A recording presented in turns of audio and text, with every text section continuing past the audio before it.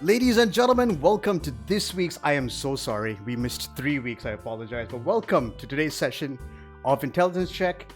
I am joined today by myself. My name is Paul. I've got, of course, Conrad on the side. What's up, boy? What's up? And finally, and not least, is the man who inspired me to DM. DM Steve. What's up, bro? I like the name DM Steve. I'm gonna keep that.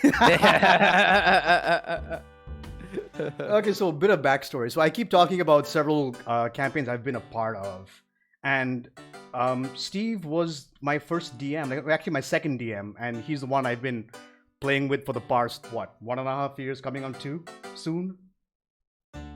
Yeah, it was December of 2019. I want to say when we started. Yeah. So again, like I said, he will never take a compliment from me because he thinks I'm just sucking his dick, but he is the reason why I DM. I kid you not, bro. You are why Irish I Catholic, chose. we're not allowed to take praise. But yeah, so we were supposed to do the Bard class today for the session, but over the past couple of games that I've been playing with, people have been wanting to multi-class, and I wanted to quickly, I wanted to discuss the concept of multiclassing. And Steve, why didn't you start with explain to people what multiclassing is? Well, the basic concept of multiclassing is combining 2 separate classes into one.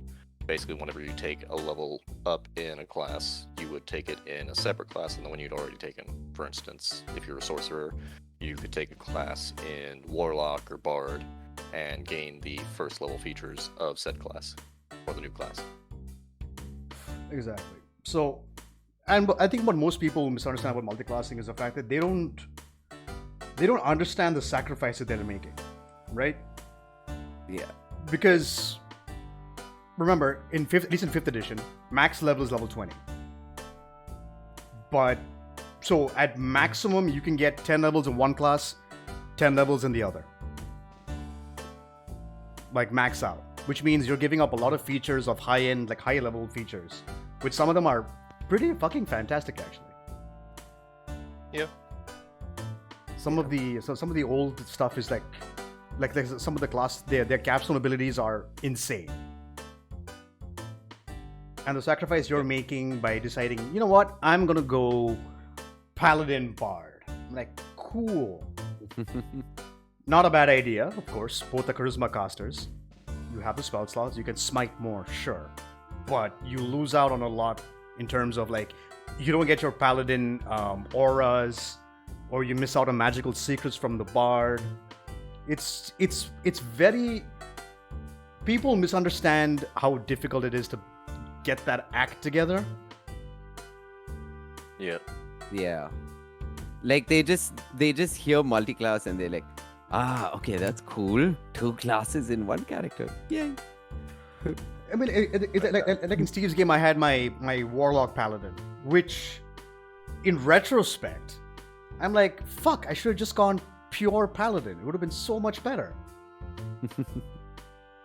At the time, it was freaking amazing because I was doing some cool shit, but then I realized that I could be doing so much more if I had just gone pure Paladin or pure Warlock.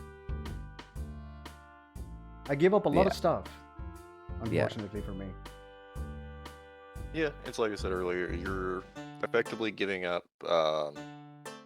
extra power for extra versatility, which ultimately also depends on the campaign that you're in. You know, if you only expect to get to 6th or 7th level in a campaign, it's a bit more reasonable to multi-class, so you can actually, whether it's for roleplay purposes or mechanical purposes, at least you're getting those features. But if it's one where you are expecting to continue all the way to level 20, it's one of those situations where it's usually probably better to wait. And I don't get to play as often, but when I do play, I always try and think in terms of long term for it, of what am I wanting to do with the character from a roleplay perspective. You know, especially with something like Warlock, where it's so inherently tied to the roleplay. It's, I think, good to kind of wait and almost pick your moment a little bit more. I'm not gonna. Okay, so wait. Okay, just quickly go over this. What's your favorite class, both of you? Which is your like go-to class? Like, if you had a chance to play anything, what would you play? That's a good question. It's probably I wouldn't say I have a favorite necessarily because it's all like I always think more in terms of the character that I'm wanting to play. Right. Yeah, I think even I lean more on that side. Like I always build my characters first and thinking of who am I playing first. Then I think of the class that would suit it, right? Like I don't do it the other way around. So I don't know. Okay. Let me. If we're talking pure mechanics. Yes, pure I would mechanics, yeah. Probably Pure mechanics. Yeah, right. pure mechanics. Yeah. So sorry, I should have phrased that better. But yeah, pure mechanics. Warlock is probably up there. I would say it's almost a three-way tie between Warlock, Wizard, and Cleric. Right. Artificer may be also in there as well, but Artificer has some limitations to it that I don't like. Yeah. Well, what about you, Khan? I mean, for me, it would be, I think Druid. Druid, Well, Cleric. Yeah. Druid, Cleric, and Bard are my three because, I don't know, I love Wizards, I love Sorcerers, I love Warlocks, but, like, out of the spellcasters, I love all three of those. Like, I mean, yeah. if it's up to me, it'll be Warlock and Cleric. Warlock is probably the best just for multiclassing, especially Yeah. because it's the most variety of any of the So classes, versatile. mainly because Yeah. of invocations. It's so versatile. three of us said Cleric. We Mm. were quite clear about Cleric. No, clerics are OP. Well, Cleric, Clerics, they're amazing. Yeah. They're amazing. if not for the fact that Wizards are the most powerful class, Clerics would be the most powerful class. Yeah, I, I still maintain that clerics beat wizards hands down. Honestly. In tier 1, 2, and 3, yes. Once you get to tier 4, Wizards are unstoppable. True. Okay, so actually, so you brought up tiers. So let's explain what these tiers are. Because I actually don't know the tier system, honestly. Like I know basically, but I don't know exactly how you break down in terms of like what level it comes down to the tiers. So tier 1 is levels 1 through 5, which is basically, 1 and 2 is basically your tutorial levels, and then 3, 4, and 5 is you actually starting to play the game, which is why I start most campaigns at level 3 if I have players who already know the game. Yeah. And then tier 2 is 6 through 10, which is where you're starting to actually kind of build the abilities of the character. Tier 3 is 10 through 15, which is, or 11 through 15, excuse me, which is where a lot of those features that you've had, and you've really started to learn, really start to become features, more or less. Yeah. And then tier 4 is bonkers. Yeah. Actually, no. Yeah. High level wizards are broken without question. Yeah, that's true. It's true. Yeah. That's true. The game really isn't balanced for tier 4. It's very much just there to say that you got there. Yeah. If I remember right, according to Wizard of the Coast, only 1% of players even make it to tier 4. Yeah. Or play in tier 4 because you just have way too many features and everyone has way too many features. And combat becomes just either you wipe the floor with everything or you TP carry in the first round. Yeah. Because I mean, like after a point, like how do you challenge your players, right? Yeah. It is virtually impossible at a certain point. Yeah. But that said, clerics tier 4 divine intervention always succeeds. Yeah, it's one of those that is a little bit up to DM Fiat as far as like powerful abilities because the way it's worded, you can interpret it as kind of just a different version of Wish, where you have access to any spell your god would have access to. Which and is your god kind can of use that nuts. spell. Nuts. Yeah, because they can use their spells at will. So it's like fucking hell. Yeah. Like it's also one of those as from the roleplay standpoint is extremely great because it's basically just inviting your DM to fix the problem however they think is the coolest way to fix the problem. Yeah. Right. So coming back to multiclassing, you don't get those tier 4 features if you multiclass. Not usually, no. Yeah. If you take like a couple levels and like say wizard and then do the rest in artificer or rogue or whatever, Yeah. then you can get that. But usually people go like 5, 15, 10, 10, Yeah. something along those lines. Yeah. I mean, it's one of those. Okay, let's look at the popular multiclassing options. All right, which at least the ones that I've read about and I thought was kind of cool. So, fighter barbarian, amazing. You get extra attack plus your rage along with action surge. You go battle master. You just do a metric hitting fuck really ton of hard. shit, hitting really hard, Yeah. and a lot of utility. Knock True, a true. motherfucker Fighter gives a lot down. of ability. Yeah, Mhm. battle master. Let's be clear, is the best fighter subclass there is, without question. I maintain that. I think it's the best. I mean, mechanically speaking, it is it's one the of the best. best. Okay.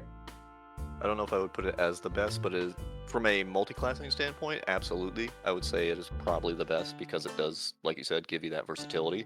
Yeah. If you're taking it as its solo class, it gets a little stale at a certain point because you're doing the same maneuvers over and over again. Sure, but like I say, I'm talking from purely mechanical perspective. Like maybe you're just rinse repeating, but what you're rinsing and repeating is actually fucking nuts. Yeah.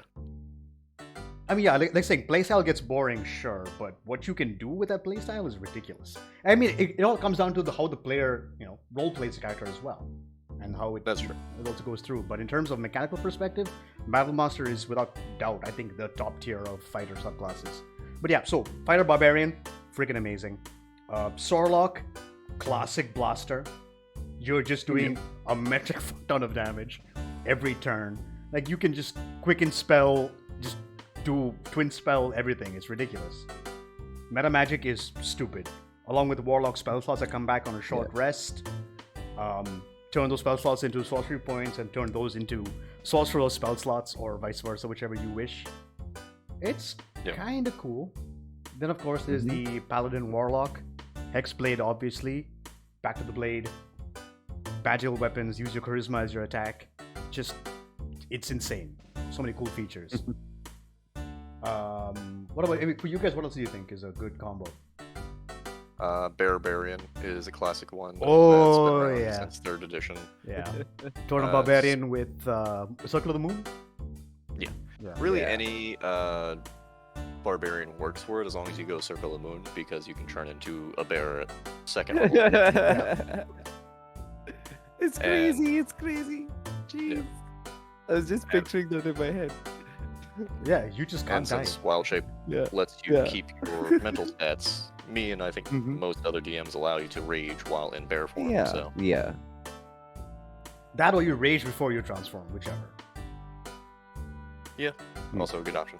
Yeah, because I mean, the issue, of course, is because raging is a bonus action, so is combat wild shape. So it's one of those things you got to decide. So it'd take you 2 turns to come online, but still. God. And you can always go something besides Circle of the Moon and still have that, so you can do Rage and Wild Shape Yeah, as an action. true. Actually, I mean, that's, yeah. So yeah, bear druid, sure. Anything else? Let's see, Rogue and pretty much anything works pretty well, just because Rogue is very much a blank, in the same way like Fighter is kind of just a blank canvas to paint on. Rogue kind of still fits in that, and it's just kind of the opposite side of it, where you're sacrificing the tankiness of the fighter in exchange for more damage and more specialization. Quick question. So, Rogue sneak attack only works on finesse weapons or any attack? finesse weapons and ranged weapons. Okay, so you can't have a rogue barbarian. Okay, makes no sense. Okay, fair enough. You can. You actually can build a rogue barbarian pretty easily. It just requires that you're using a finesse weapon or a ranged weapon, but you don't Right. have to use dexterity.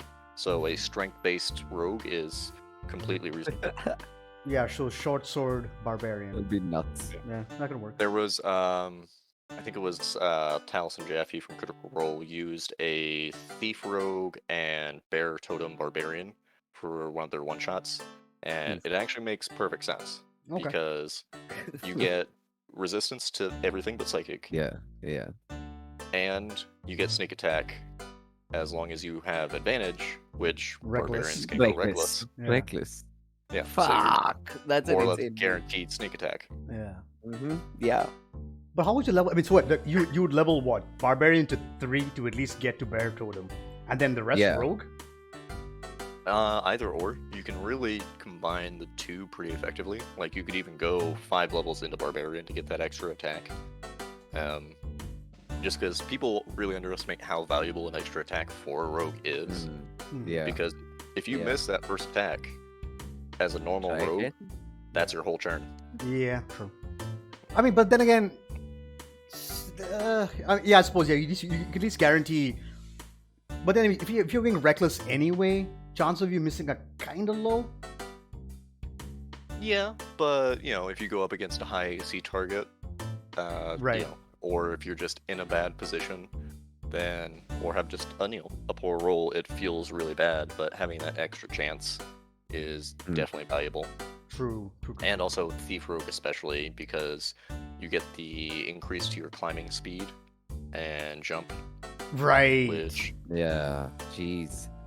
Yeah, barbarians can just like, yeah, cool. I do all that with advantage. Let's go. on top of that, you have one of the newer ones, which is Path of the Beast, which also increases your climbing speed and jumping and all that. So you become extremely mobile on Yeah. top of already being extremely mobile. Yeah. And plus, like, just pick up the mobile feat or whatever else you want and just go crazy. Exactly. Yeah. Huh. It's interesting. Anything? So, Con, do you have a multiclass you've always wanted to try? I've never been like too fascinated with multiclassing to actually think of a build. But I definitely dig doing a rogue barbarian. That'd be fun. Yeah, and because like I was even some smite, kill some fools. That sort of a guy. yeah, no, 'cause I was even thinking of doing like a Twilight Cleric with Horizon Ranger Walker. So Horizon Walker Ranger. Yeah, Ranger actually is one of the better classes, especially with Tasha's now. Yeah. It's one of the better multi-classes because you can get expertise at, I think, first level with the one of the features, One of the optional the rules. replacement. With one of the optional rules, as well as increased, built-in innate climbing speed, swimming speed. You get, defensive stuff later on as well. Yeah, There's a lot of ways you can take that as well. it's pretty cool. They become one of the more versatile classes because of that, which is great. Or Druid Swamp Keeper. Yes, that was going to be in one of Adi's games. I was playing a Swarm Keeper Ranger, and I was planning on going, I forget what it's called, but basically the Fungus Druid. Right. Okay. Because those two combined really work well together from a roleplay perspective, I think. Of just, you're surrounded in like whatever you want to make your swarm, and then, you can easily make that some sort of weird fungus creature, which is what I kind of did with mine. Yeah. No, because like the Swamp Yeah. Keeper is actually a really He was a fun cool. character. It's very flavorful. Yeah. Like all your spells can be your swarm. Yep. It's so cool. And of course, any class that can displace somebody else is broken. Yeah, being able to force your opponent to move or getting free movement yourself from attacks is really valuable. It's so valuable. It's like you don't realize how valuable movement actually is. As someone who's played tactics games since I was a kid, positioning I've very much realized is one of the most important things in combat, especially in turn-based combat. 100%. Because I keep seeing Steve playing like Civilization. I'm just like, fuck, I wish I had the brains to play that game. It's really not that complicated once you like break down, especially Civilization 5, which is what I play primarily. But yeah, it's pretty simple, and that's also more strategy than tactics. So. True. But yeah, so what else can I think of? So there's the Ranger Cleric, which is amazing. Ranger Druid also fucking nuts.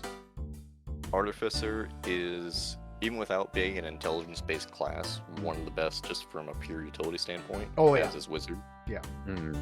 Wizard, actually, yeah, Wizard and Cleric, Wizard and Artificer combo is, yeah, you can't think about it. Because like initially my idea for Steve's campaign was armorer and wizard, right? Mm. So I'm like, I have good heavy armor, and I can take a bunch of hits. And Steve's like, sure, but why? Yeah, like- it goes back to the specialization versus generalization thing.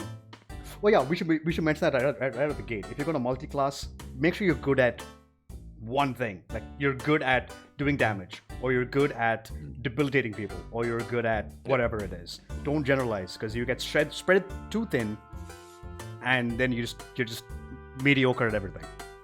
Yeah. Exactly. Yeah.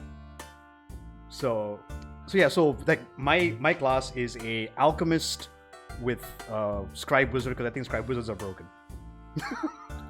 Wow. Well, Scribe Wizard was originally an Artificer subclass. It was the Archivist in UA, and they changed it to Wizard for Tasha's because it made more sense, and so it kind of works naturally as a bridge between the two classes. Yeah. I know it's amazing because immediately out of the gate, like alchemists get their experimental elixirs, which Steve and I work out a ruling we can upcast those elixirs, and also you get healing word and cure wounds with wizard spell slots. Wow. Yep. I'm like, bruh, come on now. And also you I'm get the to medic. yeah, you've got your full medic at that point, Mhm. and you also get temporary hit points later on to all your experimental elixirs. Yeah. And I, like most DMs in 5th edition, rule that you can cast or you can drink a potion as a bonus action. So Yeah. it becomes a situation where like you're hurt or you need to use one of your other elixirs for something, you can just use a spell slot as an action, create it, and then drink it. Yeah. Which is super valuable. It's super valuable. It's super cool. Like saying, like a lot of things. See, there's rules as written and rules as intended, and a lot of us kind of finagle that a bit, just to make it more fun for the players. Yeah. My general idea is always towards verisimilitude versus realism in the game, which Right. is I want it to feel real more than I want it to be real. Because ultimately it's a fantasy game. Like, Yeah. there's no way to make it real because magic exists. Yeah. But you have to, at some point, suspend your disbelief. But as long as everyone feels like everything is fair and fun, then my job has been done correctly, I feel like. Yeah. So okay. Yeah. All right. So I'm trying to think of what other multi-class options there are, man. Honestly, Bard is also one of the better ones for multiclassing because of Jack of all trade and expertise alone. Mm-hmm. Yeah. Just having that versatility in non-combat encounters for making sure you're always good at least something, I think is valuable. It's just. I mean, okay. I've already spoken to these guys about my opinion on bards. They love the bards. I'm not a fan, but that's simple as that.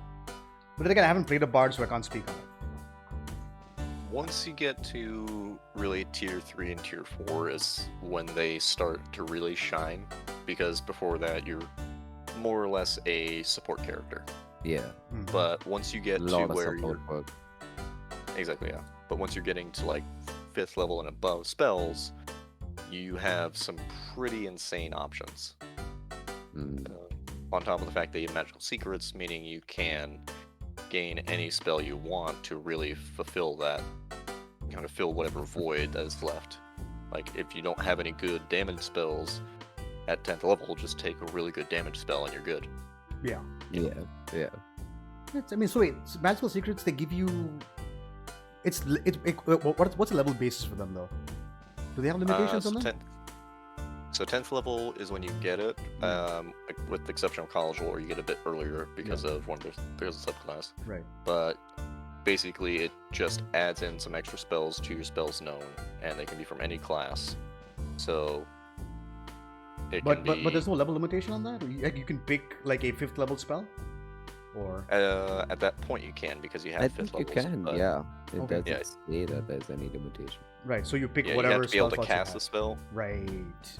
Okay. That's Yeah, the only level you real can cast, limitation to it. Oh, fair enough. Yeah, you can't pick a 9th level spell at 10th level, obviously. But yeah. And you wouldn't really want to because you wouldn't be able to cast it Yeah. forever in a day. Yeah. It'll take you a hot minute. I mean, the other reason why I also tell people not, like, if you're just beginning the game, don't multi-class yet.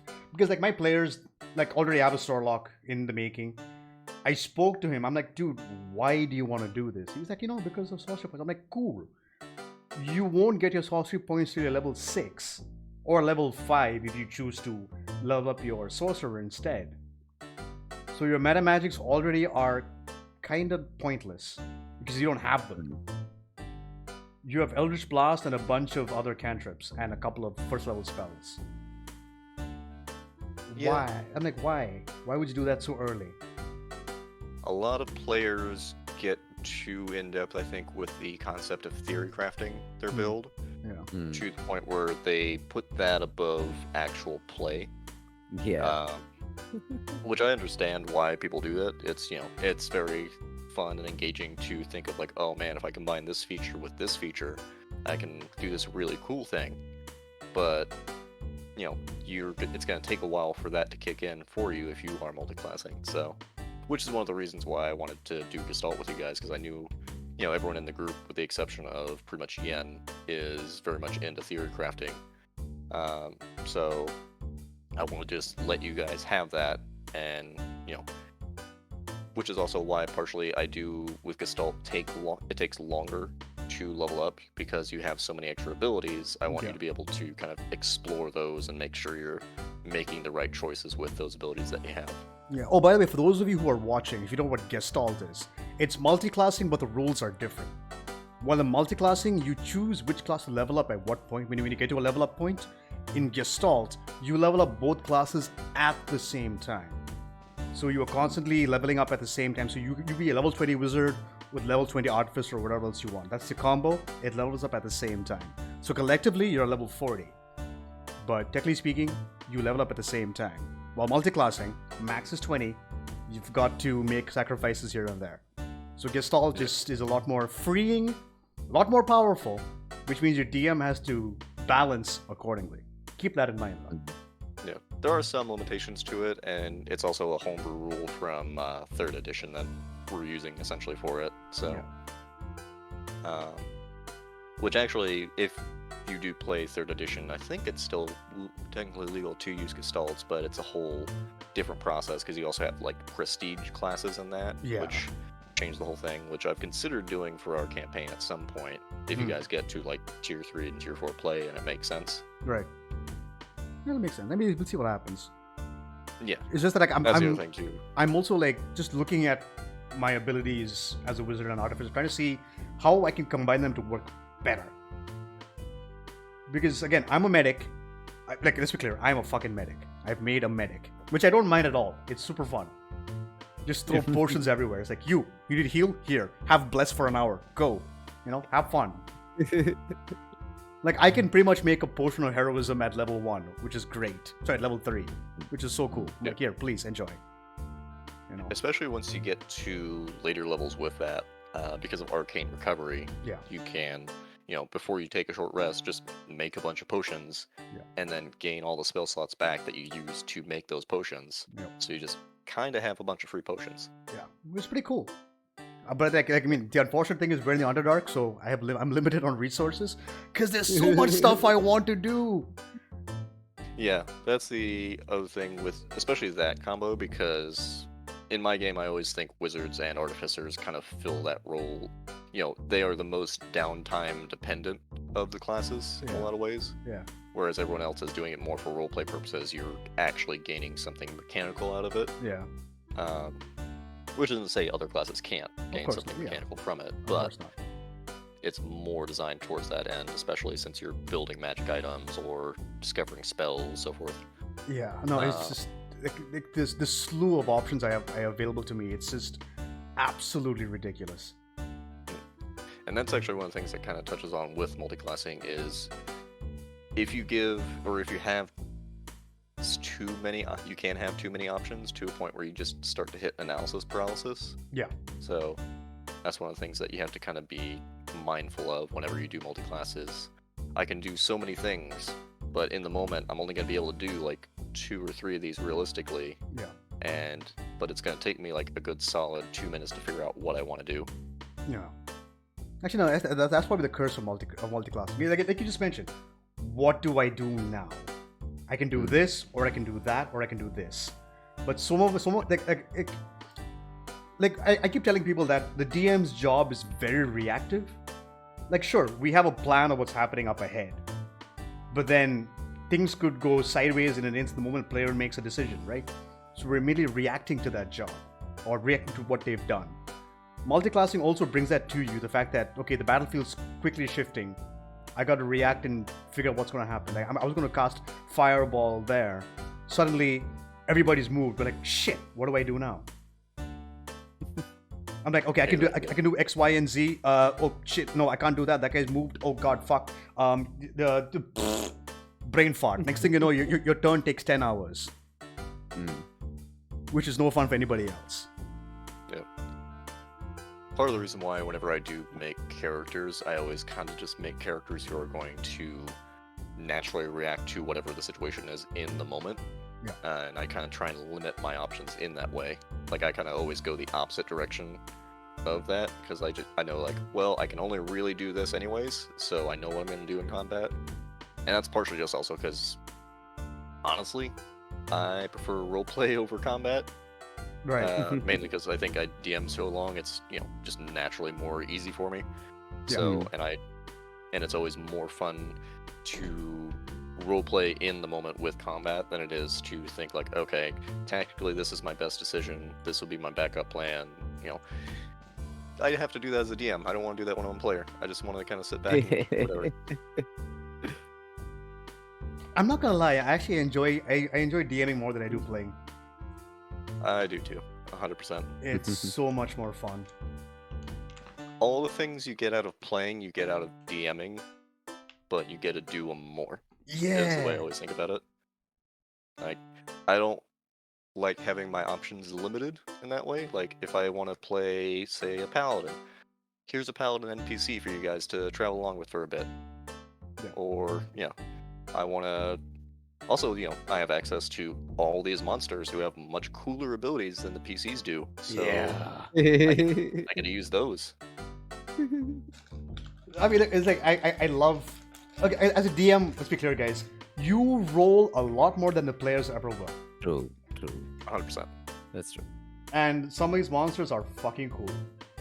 And you can fuck with the players so hard. Yeah. And the ability to just come up with your own abilities, because you think, oh man, this would be a cool thing to be able to do. Yeah, and monsters can do it. Make that a thing. Yeah. Like honestly, Shiv sends us all these like nightmare-fueled images on Discord. Next thing we know, that monster is in the game with a stat sheet because Steve made it. We're like, fuck! Yeah. So... Either that or pull from an old edition. Yeah. And some of those monsters are fucking ridiculous. Yeah. Like that Behir was just fucking terrifying. Yeah, that was... In retrospect, that was a bad idea as the DM. I understand. I still would have done it, and I still would do it. But, putting I think it's a CR11 creature in the same vicinity as your level 3 party who are all unarmed and currently chained up, can go south real quick. Yeah, and, but then the tension was real, though. Yeah, that's 100% why I did it. I was trying to... And that's one of the things, especially with this campaign, I've always tried to kind of instill the idea that this is a place that can easily kill you guys at any time. Everything is trying to either kill you or enslave you, or both. Yeah. The Underdark is no joke, man. The Underdark is no fucking joke. Crazy place. I mean, in retrospect, I regret my decision, but at the same time, I'm loving this so much. Because every second we're walking, I'm terrified. And luckily for us, Steve's been rolling like shit for encounters, which is great. Yeah, I decided to just roll in advance instead, so...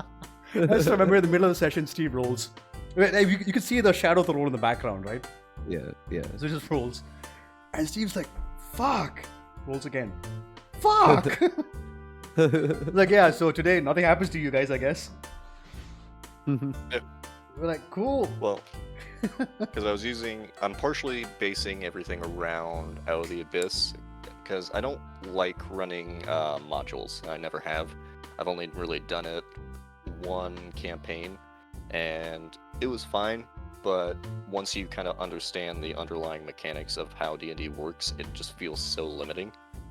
So instead, what I do is I just take the base elements of what a module is, or what I think it is, and then I just extrapolate and kind of just make it my own.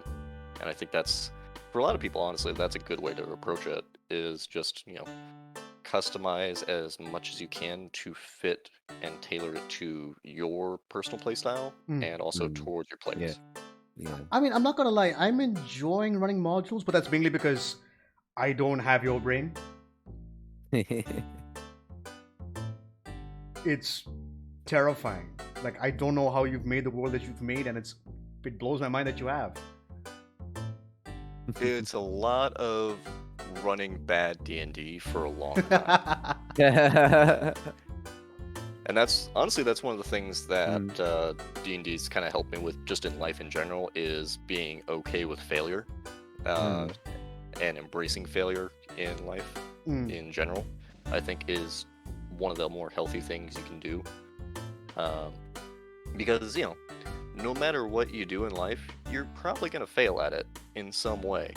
And being okay with that and being able to look at that objectively and just kind of think, okay, I did this wrong, I did this wrong, I did this right, so let me figure out how I can fix the wrong, and I'll just keep doing the right. And that's, I've just been kind of going from there. So how long have you been DMing for, by the way? I think we started, it was me and Ethan and a couple other people we worked with back in like 2016, I want to say. So, like, I guess about 6 years, 6 or 7. Oh, okay. Yeah. I've been DMing for a year and a half. Yeah, a year, I think. Yeah, and Khan's also like brand new DM as well. Nice. Man, it's just amazing. I mean, Like, yeah, just- sorry. Just like DMing also is like, it's so liberating, dude. There's so much you can do. Like, I don't know. For me, it's all about trying to make the experience as fun as possible for the players, and that keeps me on my feet. Like, I'm constantly trying to think of like, oh man, I want them to like really face something cool. Seeing having a Conrad for some random encounters, he's rolling like shit. Oh yeah. I'm just cursed by the dice gods, Yeah, man. I mean, Happy. I've employed the Matt Mercer technique, which is make them roll for their encounters. Yeah, that is a lot. That's a good way just to build tension for players, and ultimately, that is a very big part of the game. It's basically gambling when you break it down to like the core elements of what it is. It's just roll dice, see what happens. Yeah. And especially when they don't know, like, is this good or bad, it creates that inherent tension. So, Oh yeah, that keeps happening to me as well. Even Slumping's Thunder. I'm like, okay, guys, start of the day, someone roll D20 for me, and they roll, and I'm like, okay, roll 3d6 for me. They're like, what? What do you mean? But no, like the tension's palatable. Like they're just like, what do we just do? What did I just choose? What's gonna happen? Fuck. it's 100% the choose your destroyer thing from Ghostbusters. Yeah. No, it's funny because like sometimes they roll. I'm like, yeah, you guys run into like a herd of elk. They're like, oh, thank God. Or a bunch of villagers, having a barbecue or something. It's great. But no, but yeah, it's just coming back to Multiclassing. We're on a massive tangent there, but coming back to Multiclassing. Sorry about that. This is going to happen all the time, guys. Like, we're going to go on tangents out the wazoo. Yes. Because we're all That's what DMs. podcasts are for. Yeah, we're all DMs, and we just love talking about shit like this. Okay, when's a good time to multiclass? So if you're going to go multiclassing, when's a good time to start? Like, what level should you start at? Honestly, it very much depends on the character you're building and the campaign you're playing in, I think. Doing it early is usually not recommended if you're a newer player, but if you are more experienced and understand the game, then I think it's fine to do it whenever it makes sense for your character. Right. I mean, Because I always think you should do something that's in service of the character and not in service of the mechanics. right. Mm. I mean, like, I would say at least get one, what's I'm looking for? One subclass Subclass. sorted. At least one subclass sorted, yeah. Yeah. Before you begin multiclassing. Like, clerics, easy. First level, you get your subclass. Sorcerers, same thing. Sure, no problem. Go for it. Right at the gate, get that stuff. No problem. But then, like, even warlocks, for example, you pick your patron at level 1. However, your pact magic only comes in at level 3, which is a huge part of your character. Depending on which pact you choose. You're gonna go talisman, you're gonna go hexblade, sorry, not hexblade, sorry. Pact of the blade, pact of the chain, or pact of the tome. Or is Or that back to the talisman from Tasha's. yeah, talisman, exactly, yeah. So I'd rather you get to that point before you decide to multiclass. Because To be pact fair, magic though, is like such a a one huge or- part. Like a level 1 or 2 dip in Warlock, though, is pretty common for that reason, though, just to get, like, Eldritch Blast or, you know, just a few invocations. Yeah. Mm. So you can totally build a multi-classed Warlock without your pact. True. But then the pact magic is so good though. It is. I pretty much any time I think of a Warlock character, I'm always like, well, I definitely want a pact of some kind because they're cool. Yeah. And like for example in Adi's game, Sans, I did not realize how cool Pact of the Tome was. Oh yeah, it's fantastic. That subclass that pact magic is stupid good. Like, holy shit. Yep. I was like initially I picked up, nah, that'd be cool. You know, whatever ritual spells. But then actually as I read through it and I was like, oh my god, Invocation Pact of Ancient Secrets. It becomes even better. You become a ritual caster, which warlocks inherently don't get, generally speaking. Mm. But with Pact of the Tome and Ancient Secrets, you become a ritual caster, and it's ridiculous.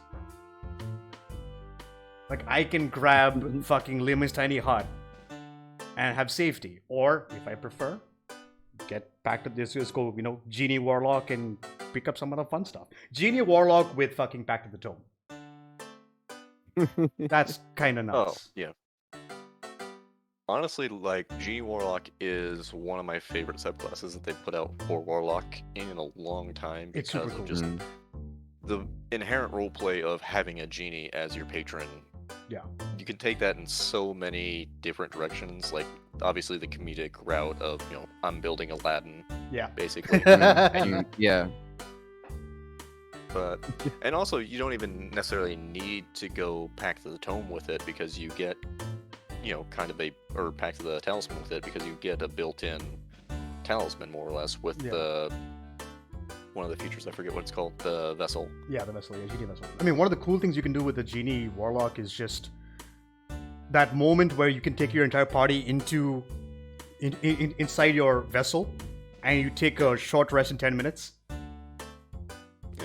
Well, the beauty of that Which is situation great is for, yeah, great for like surprise attacks too. Like say you're 100%. trying to sneak into a castle. Yeah. You just have one person with the vessel and your entire party in said vessel. Yep. And then you just burst out all at once. yeah, alter self. Have your bard who's charismatic as hell talk himself into a compound, and all you pop out of the ring. Yeah. You no longer have to split the party. Mhm. Or a familiar, you could have the familiar pick up the vessel Yeah. itself. Yeah.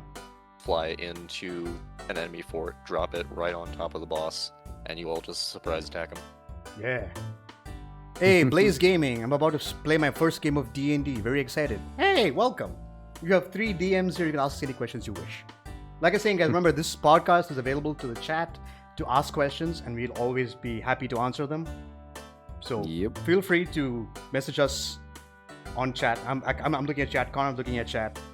We can always answer any questions you guys have about characters or anything you wish to ask of us as we continue talking about whatever we're supposed to talk about. But yeah, but feel free to ask any questions you wish to. Not a problem at all. That's what we're here for. We're here to spread the word, the good word of D&D. Everyone should be playing. I play way too many games. And I want to play more games, honestly. Yeah. My Saturdays are Good packed. enough. I play 3 games back to back on Saturdays. I could not do that. Oh, I can't get enough. I just can't get enough. I very much love the game. It's just I'm a natural introvert, so by the time like we finish our game that I DM, Yeah. I am like just so socially drained that I need to kind of just sit for an hour by myself.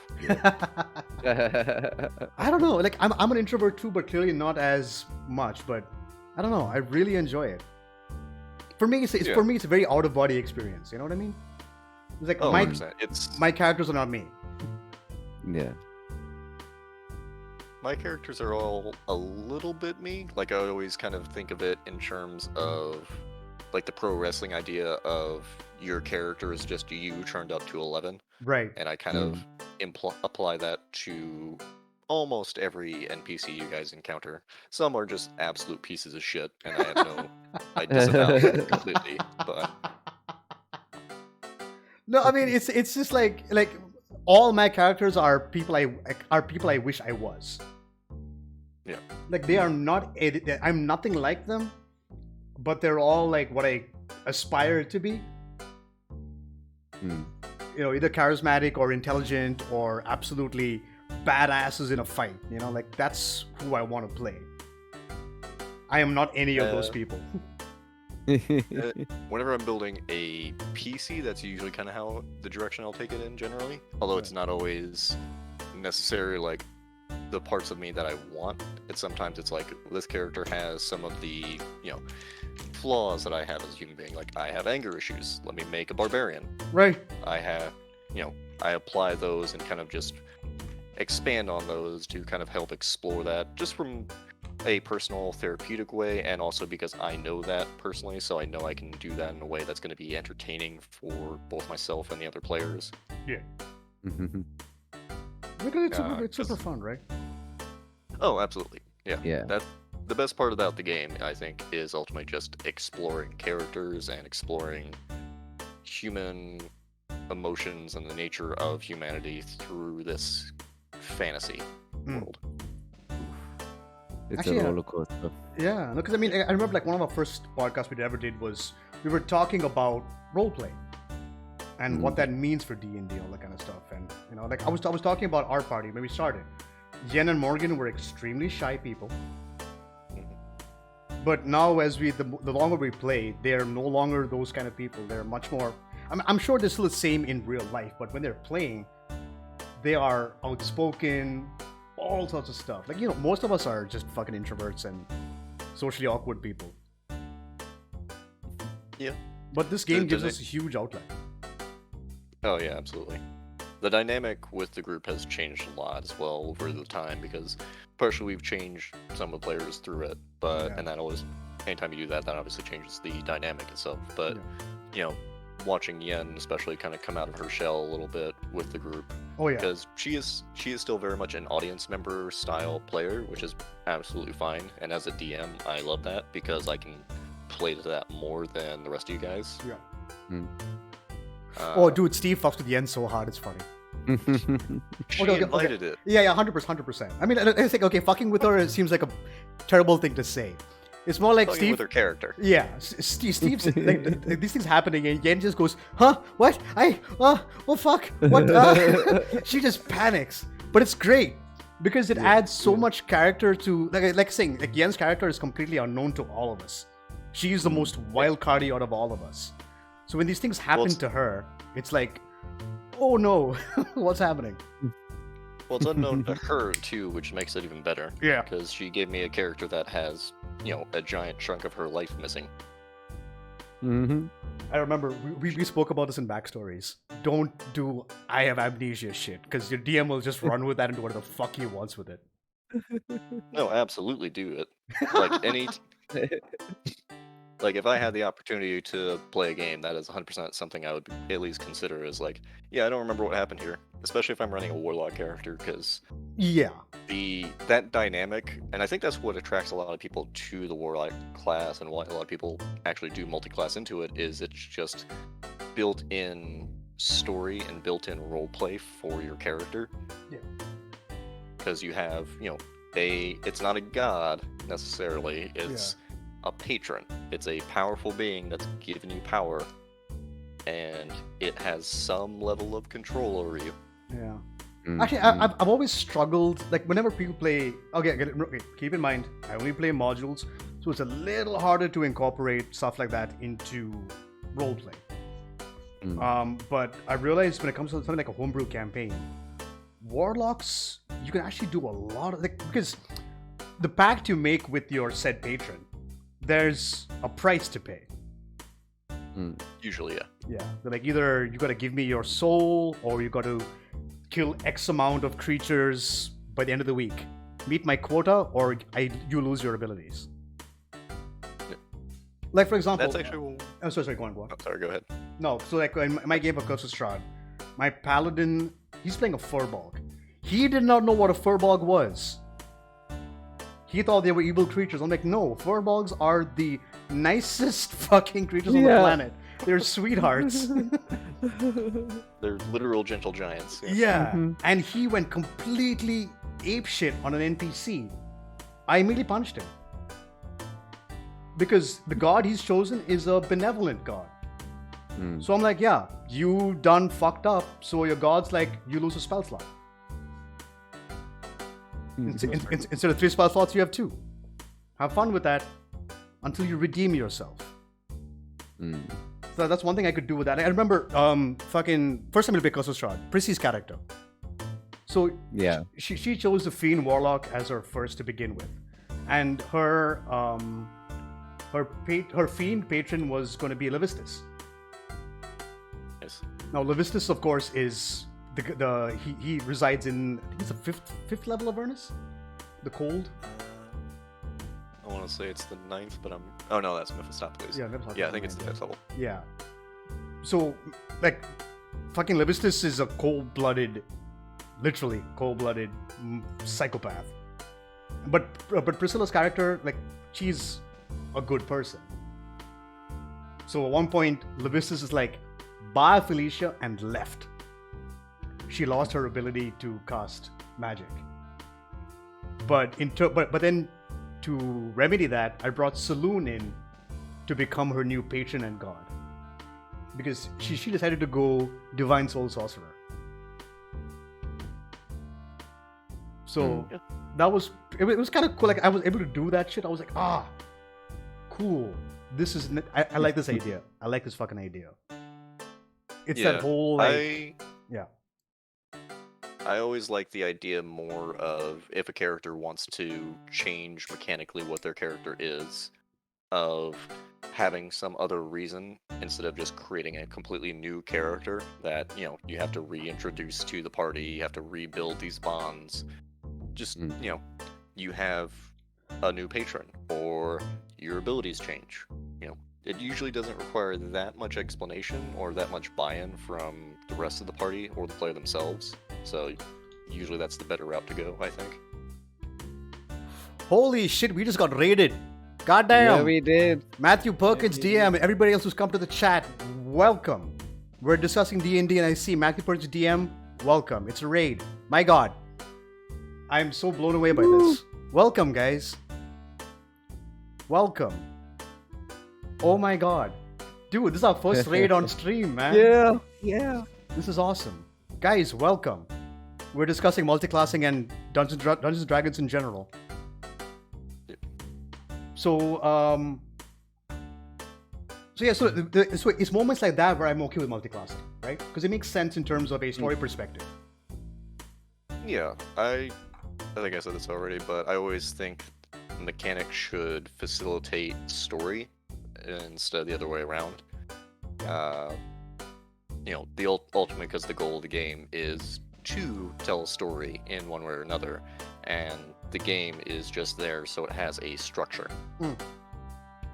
In the same way, like if you're writing a screenplay, you have a 3-act structure.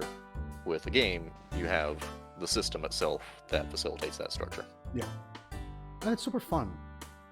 Like I've always had a great time. Like every time I play a game, I'm always because everyone DMs differently. Yeah. Like the way I run the game is like it's nothing compared to like how you run your game. Because I'll be clear, you have a lot more knowledge than I do. Even despite all my fucking reading, you've been DMing for 6 years, so you have a stupid amount of knowledge right out the gate. Both Con and I are constantly struggling with rules. Yeah. Yeah, I mean D&D is a pretty even 5th edition, which is a lot more streamlined than like 3rd or 4th edition. It is still a rules-heavy game, and that's the one thing actually I do recommend to a lot of newer DMs is explore other games, because sometimes the story you're wanting to tell might be better as like a Deadlands game or Call of Cthulhu. You know, like you don't have to limit yourself to D&D, even though ultimately it is the most popular by a pretty wide margin. You know, it's kind of like I always liken, especially 5th edition, to like Skyrim, in that you can kind of play any type of fantasy game you want within Skyrim with mods. Yeah. And you can kind of do the same thing with Homebrew with 5th edition. But at a certain point, it might just be better to play a different system. True. I don't know, because I looked at something like Pathfinder. Like one of my followers, his name is Biggest. I thought, yeah, when I first read it, I'm like, Biggest Dick is, that's funny. He's like, no, I had to do Biggest Desync because Twitch banned me the first time. And I was like, okay, fair enough. But he has a Pathfinder rogue, and sorry, a bard, and he showed me his stat sheet. And I was like, what the fuck? The Pathfinder sheet is gargantuan. Yeah. Pathfinder 2nd edition, I think, if I remember correctly, was basically their answer to 3rd edition. And 3rd edition is the most number crunchy, especially 3.5, it's the most number crunchy. Like, you're gonna take so much time just to take your turn, because you have to add so many numbers together. When, you know, having like 100 AC isn't unreasonable there. Yeah. Because and in certain ways that is better, especially if you are wanting to run more of a classic game as opposed to tell a story. But you can still tell a pretty good story within that. Yeah. Because I remember like looking at like AD&D or the earlier D&D, like Thaco was a thing, right? Yeah. I do not fuck with Thaco. Are you guys struggling with continuous playing? No, I never struggled to play. I always want to play. Thankfully, we've been able to. Yeah, luckily we've been able to. Yeah. We have enough and more time on our hands to do that. Like I was saying, on Saturdays I play 3 games back to back. 1 I DM and 2 I play in. It's like I will play as much as I can because I love the game so much. I've never played Pathfinder. I just keep hearing about Pathfinder. Never played it. Because I've been watching this. Basically D&D. It's basically, yeah. I was watching this dude on YouTube. His name is Taking 20. Pretty cool channel. And he was discussing Pathfinder versus 5e. Right. And he was like, mechanically, I'd rather play 5e. Yeah. Over Pathfinder's 2nd edition.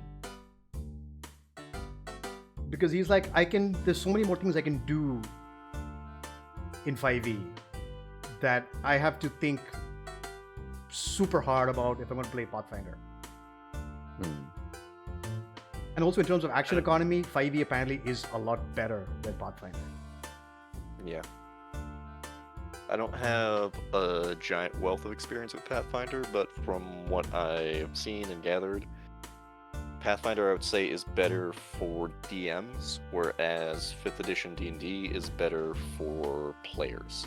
Like, it is very much geared more towards players in 5th edition. Yeah. Because everything is made a lot simpler, everything's much more streamlined. You know, pretty much anyone can kind of pick up 5th edition, and as long as you have a DM who knows what they're doing, you'll be fine. Whereas Pathfinder, you have to actually like put some work in. Yeah. No, because like even reading Biggest's sheet, I'm looking at it, I'm going, I don't know what any of this means.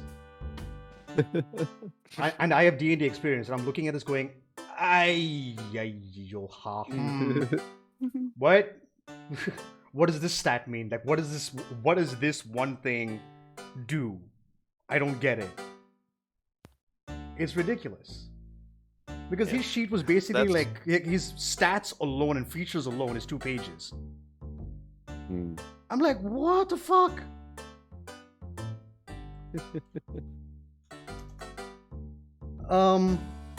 Anything else we need to talk about? Because I really like. I have Steve here. I want to abuse it as much as possible.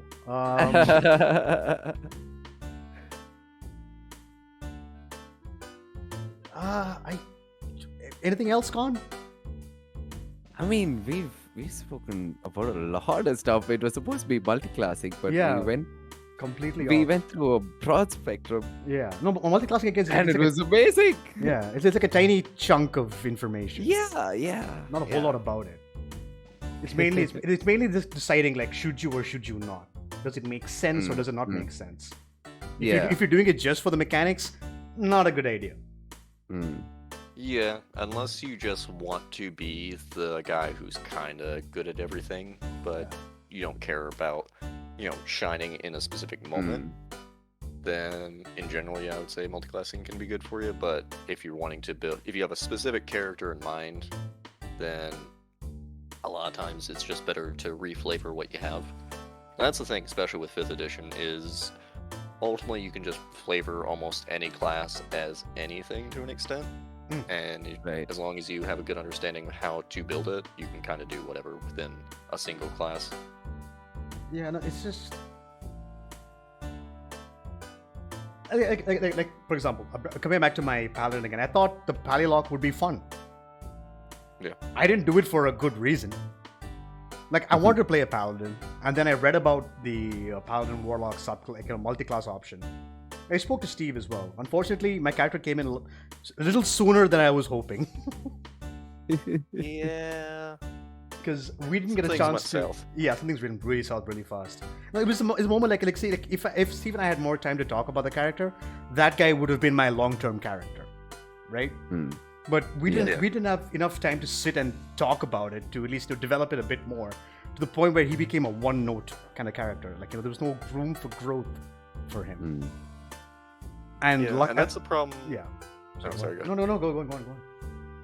So that's a problem in general. I think a lot of people do have with Paladin specifically, is because and this is more, I think, just on how they wrote it in 5th edition. Yeah.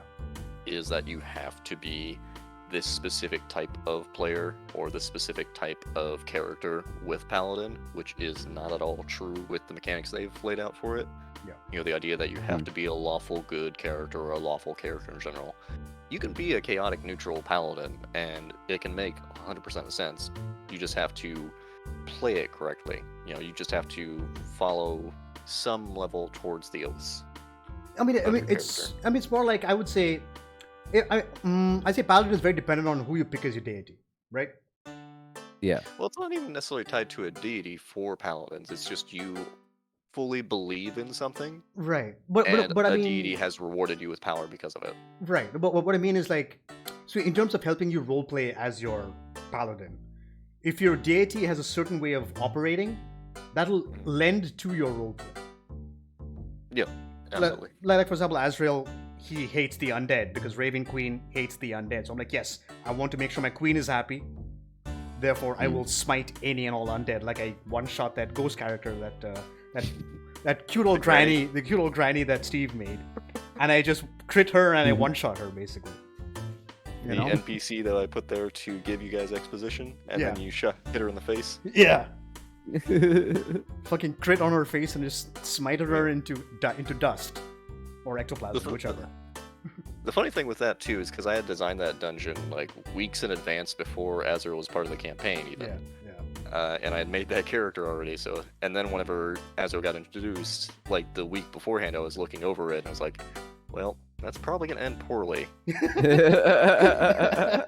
I don't want to change this, and I want to see it. I want to see it happen. So. Yeah, no, it was ridiculous. I will play a paladin for the first time in Icewind Dale. Hey, nice. Nice. I'm assuming they're running Rime of the Frost Maiden, maybe? Pretty cool campaign.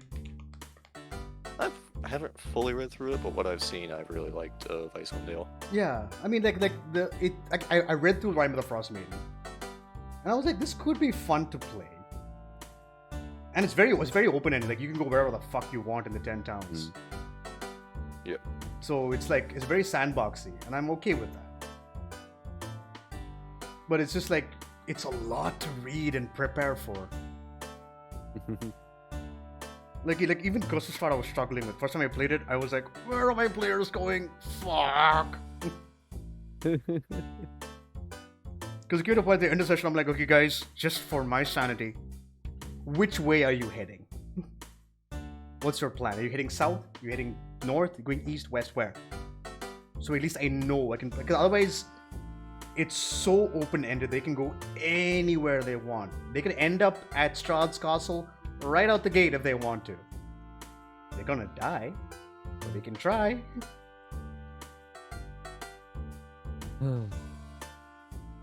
It's ridiculous. That's fun. Like, even though modules are very limited in what they allow, what they do give you though, pretty fucking cool. Yeah. And it takes a lot of work away from you having to prepare every for a week. Like everything's set, all the encounters are set, the maps are ready to go, and there we go. Yeah, especially for newer DMs, the value that you have in having all that already laid out for you is great. And it is a good teaching tool also if you do want to go start in your own homebrew world. You can see like, well, here's this that's already written out. I can kind of just transfer the basics of this over to my own and, mold it. Because ultimately that's what all creativity is just taking existing stuff and then imitating it in a way that reflects towards you. It's all just repetition in that way to an extent. Oh, we have a question in chat. You guys got 8 tips of running Tomb of Annihilation? I think it's really hard with the time, especially as I have out of 4 players, 2 people are noobs in my group. I'm actually tempted to run Tomb of Annihilation myself. I've not read it as yet. I think I picked it up. Yeah, I think I picked it up too. One thing with Tomb of Annihilation is you always want to set expectations for your players that they're probably going to die in this because it's partially designed to kill you. Yeah. I would say try and give them as much time in Cholt as possible before going to fight a Sirak. Just, especially because it is such a hard fight near the end of that, and it is so built towards the puzzles that make sure the players kind of understand that, like kind of drop as many hints as you can in Cholt, like, hey, if you go here, you're gonna have to actually think about what you're doing. Because if I remember correctly, one of the traps rather, if you fail it, you are dropped back to level 1 you are stripped naked, and you end up at the beginning of the tomb. If I remember correctly. That's one of the traps that can happen. Yeah, if I remember correctly. There's a couple ones that are basically just... It also, because I'm trying to remember, because there's Tomb of Annihilation from 5th edition, and then there's the older version, right, that actually Gary Gygax made, which is designed to just straight up kill your players. Yeah, it's a grindhouse, yeah. Yeah, like you can be level 20, you can be level 1, and it's going to be the same campaign, or the same dungeon for you either way. Yeah, because I mean, Tomb of Annihilation is basically a massive dungeon crawl, right? Yeah, it's more or less. Yeah, you spend a little bit of time outside the dungeon, but once you get in there, it's full on, like, just try and survive. Yeah. So, I mean, tips wise... For new players, that's going to be quite brutal. Quite brutal, actually, yeah. Quite brutal. But I mean, hey, put them through it, you'll never know. Yeah, it could be fun. But it's like Steve said, like, set expectations. Yeah. So they know what they're in for. That's the most important thing. Give them a heads up. Yeah, they're like, dudes. Which is really Yeah, sorry, go on. I was gonna say that's really true for any campaign. Is you always want to have that session 0. Like this is what Yeah, this game yeah. is gonna be. If you guys are okay with that, we can do that. Otherwise, maybe try a different system. Actually, I know I've Or a different realized the value of session 0. It's ridiculous. Yeah. Always Absolutely. do a session 0. Yep. Just sit there, have the characters like one thing I wish I'd done the first time I started playing was like initially when I first did Curse of Strahd, I had my players make whatever they wanted. And no one knew what anyone was making. So they couldn't like make a quote unquote well-rounded party. Yeah. I had a Fiend Warlock, a Hexblade Warlock, a Chrono Wizard, and a Blood Hunter. So they have no healing between them. We had 0 healing. Yeah. 0. But they got through Death House no problem. Mhm. I mean, not no problem. It was a little tough, but you guys made it out quite easily, actually. Compared to my current party who fucked up royally. No healing is fixable as a DM. You just have to make sure you're giving them enough healing potions. Like you have to kind of just throw some extra in there, or give them a NPC who can heal for them. You know, which what Not I did. necessarily you know, contribute to combat. You know, which is what I did like post Death House, because Death House is supposed to be the beginning. This is where you learn. You're gonna learn, boy. You know, it's that whole situation. You know, it's like fuck up, you're dead. Because Death House has killed more players than anything else, honestly. That thing is creepy as fuck. Because I mean, I feel Death House is a very good tutorial. It's really good. Yeah. Yeah. It teaches you to look out for traps. It teaches you not to touch the shiny thing, lest you get swarmed by shadows, which at level 2 is terrifying. You know, it's just like, fucking hell. So during session 0, first of all, we'll talk about what the campaign is about. What kind of dangers will they be facing? Like, don't tell them exactly what they're facing up against. But like Chult has dinosaurs and stuff, right? That's called the dinos. Yeah. Yeah. Like you're going to dinosaurs, so if you've got a druid, have fun with that. You've got plenty of things to wild shape into. Or tell them that this is going to be a brutal campaign.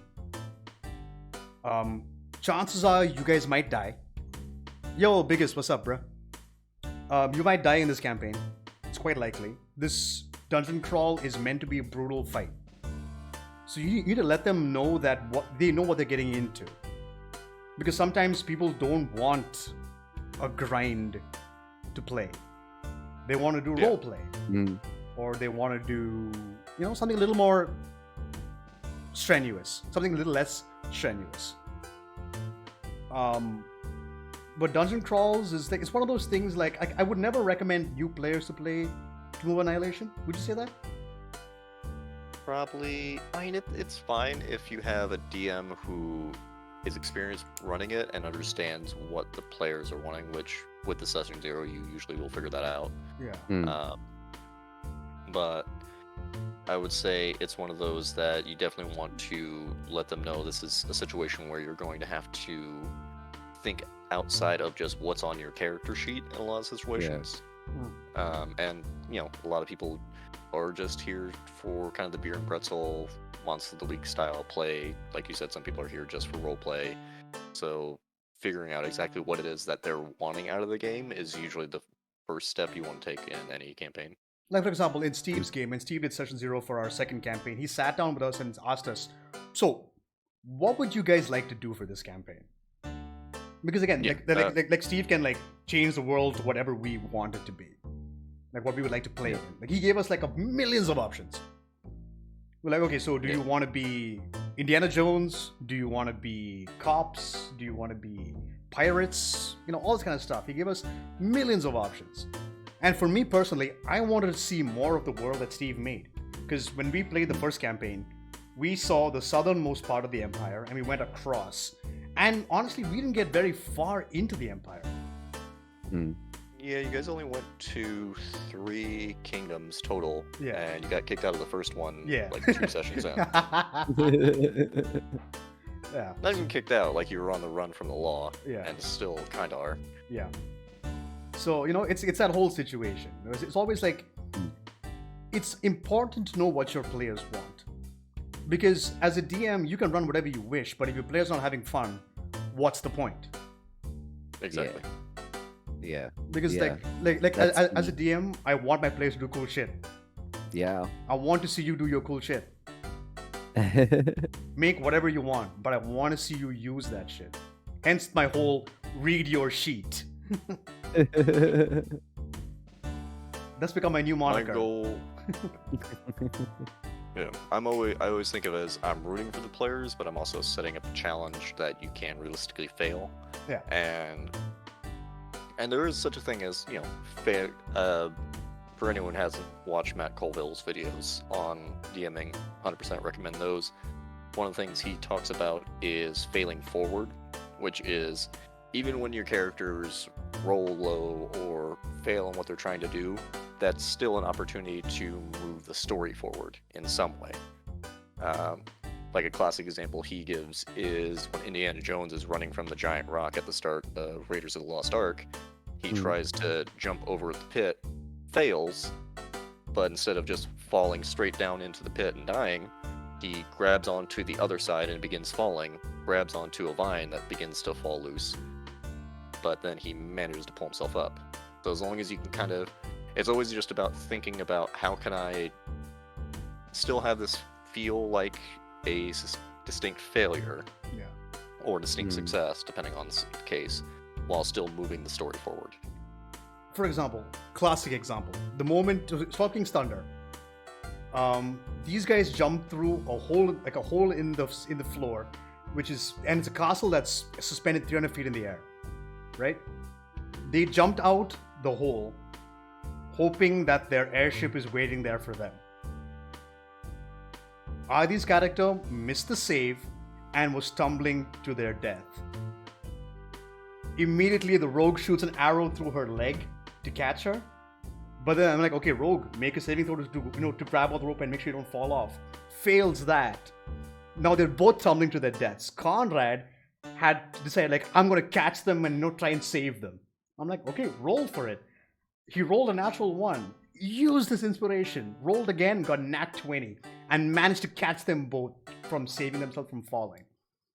Which brings the whole failing forward kind of situation. Yeah. Exactly. That's a good example. That moment was so I nearly lost 2 characters. Yeah. That's one of the things though, you always have to kind of think in the moment and try not to be too stringent on what you think the rule should be for those kind of situations. Yeah. I mean, like, I bent. Well, you failed, so you automatically fail, and the worst thing happens. Yeah, I bent so many rules that session. I bent so many rules. Yeah, that's probably the best lesson I think you can give to any DM is be willing to bend the rules in the moment, because the players aren't going to be Chris Perkins isn't going to show up to your house and yell at you for not following this rule. Just do what you want. Do what you think makes the most sense and feels like will be the most fun for you and your players. Yeah. Actually, I think that's the biggest lesson. Couldn't have said it any better. Yeah. Make it fun for your players, man. Make it fun. Yeah. Yeah, because ultimately that's why you're doing it. And if you're not, that's why you're playing. You want to make a story, like just weave a story with a bunch of people at a table. That's what you're doing. Have fun. And as a DM, you're just facilitating that, so it has to be fun. The element of fun has to be number one. I mean, I don't know if it's true for you, Steve, but I prefer the rule of cool over the rules itself. In general, yeah. I always tend towards. I try to at least tend towards rule of cool. Like I said, I think the rules are there to provide that structure, and it's something actually because I guess my kind of background comes more in improv comedy than anything else. Just something I've studied a lot. And one thing I've heard Conan O'Brien say a couple times is you have to understand the rules to break the rules. Yeah. And so you have to have that basis there to understand why it's okay to break this rule in this moment, and when to actually say, like, well, no, technically this is how this should work. And again, it comes, I think, back more to verisimilitude than anything else. Like, I don't want it to feel like I'm giving you a pass in the moment. I want it to feel Yeah, like you yeah. earned this, Earned or it. it makes sense within the scope of the world we're in. You know, an example from our current campaign, session 5, when you guys went into the Kruthik Hive, Oh yeah, and rules as written, that would have been a TPK. 100%. Because- I was sure this was a TPK. But we're 5 sessions in, we're already at the end of the session, and I can make, and Atlas, Morgan's character, is technically a demigod, though it doesn't really make sense for him to die in this kind of weak ass way. So I'm just gonna have his dad show up and kill everything and resurrect him. That's exactly what happened, and I was like, Steve, you're being way too nice to us. It makes sense. It totally made sense to do because I like Mm-hmm. the game's already over session 5. Fuck, that sucks. But Yeah, then it was either yeah. everyone feels bad, yeah, or I get a cool moment where I get to introduce this major character for this player, and he comes in a way, it is Deus Ex Machina, but it's kind of subverting in a way because of their inherent relationship. Like Yeah. they're not on good terms for story reasons that we haven't really gotten into yet. yeah. For some reason, Atlas hates his dad. He has a Daddy. good reason. Yeah, I mean, yeah, again, like we don't know, but yeah, we just hate. Yeah. He just hates the guy. He's like shows up. It's like you cannot die yet. Fuck you.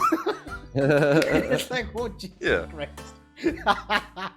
The only one outside of Atlas who knows in the story would be Malachi, just because they're basically they're best friends and basically Yeah. brothers. Yeah. So Oh, it was just like, in that moment. I was like, this is awesome, but it's so like in the back of my mind, it felt scummy to me.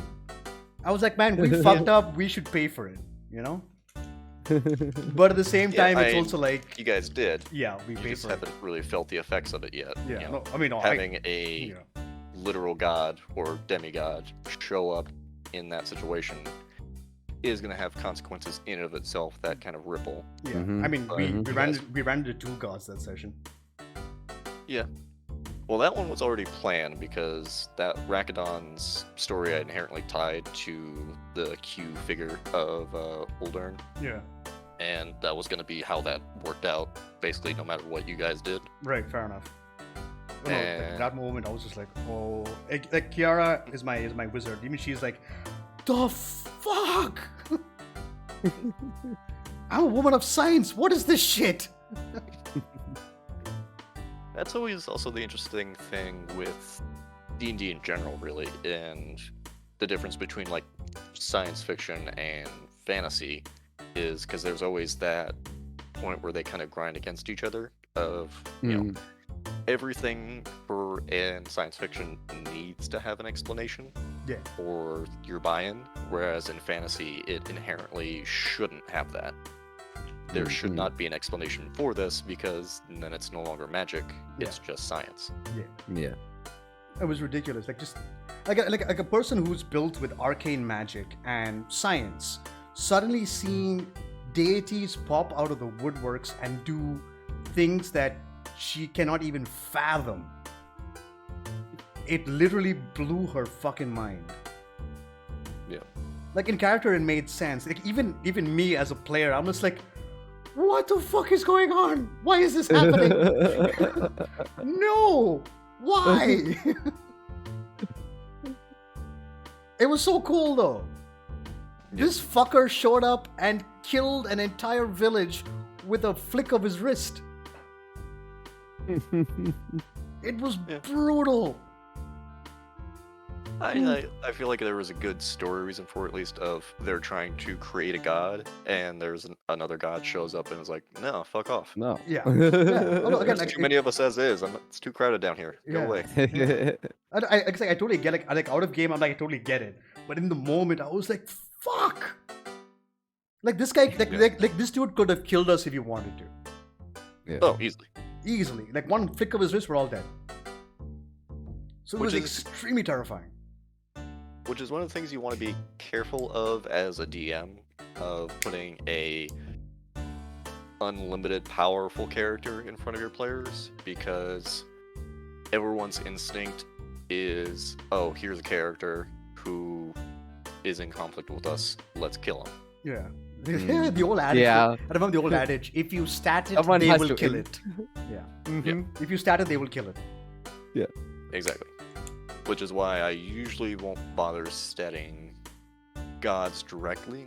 I always think of it in turn. Like, I'll stat the avatar of a god, but Yeah. the idea that a mortal could kill a god without some sort of basically MacGuffin Yeah. is kind of silly and takes away from what being a god would be. Because I remember, what was his name? His name was Counter Monkey. Again, he hasn't posted a video on YouTube in years, but he mentioned the fact that one day his players just walked up Olympus and killed Zeus because they statted Zeus. Oh Yeah. man. It's like, fuck that guy. He threw me off Olympus. I'm going up there to kick his ass. And they did it.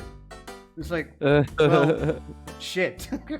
That's the end of a god. Not going to make a new one, or it's going to be a massive power vacuum where everyone's fighting for that position to be king of Olympus. yeah. Yeah. And then the whole world goes into disarray because the gods are fighting.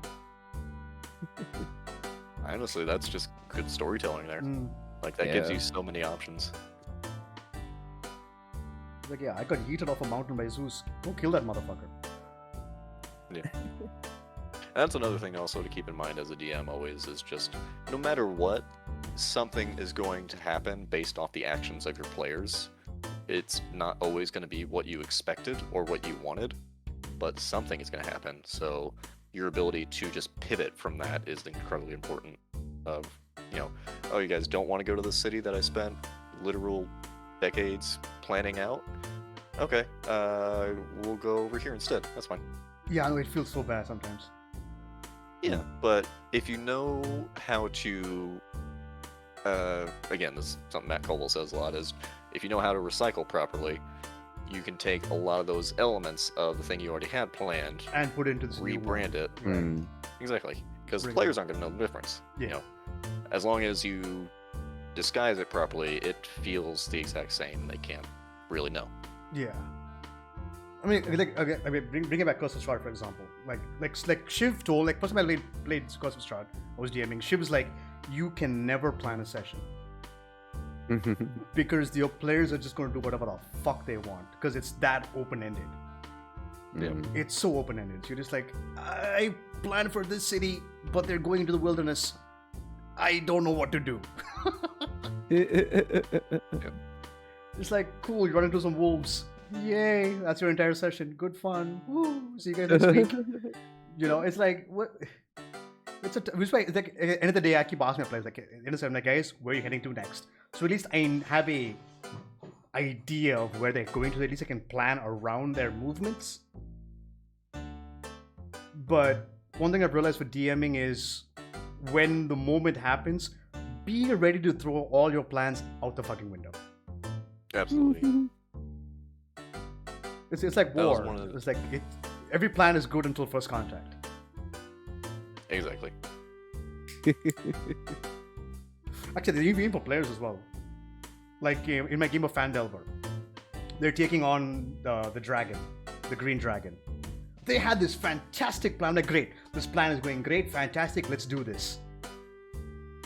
And the moment they began, it went to shit because the paladin walked in alone.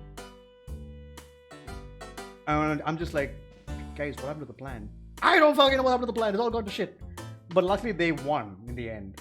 As in, like, they managed to. The idea is the dragon gets to half health, it'll just fly off.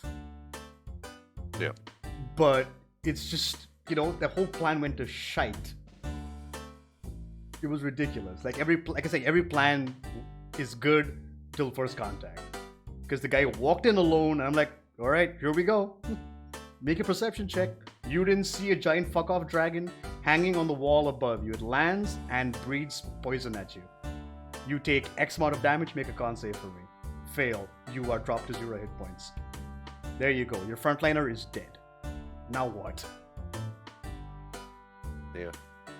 Which is also one of the things you always have to bear in mind as a DM of, if you're comfortable TPKing your party, like you have that, and usually that's something you want to talk with your players about up front of, are you comfortable with having your characters killed? Or, having to get TPK'd?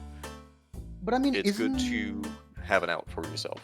Right, but I mean, but isn't it always like I mean, okay, maybe this is from me playing for so long, like playing for this long rather.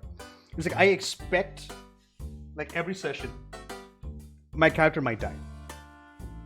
One bad roll, one bad positioning, I know I could die. Yeah.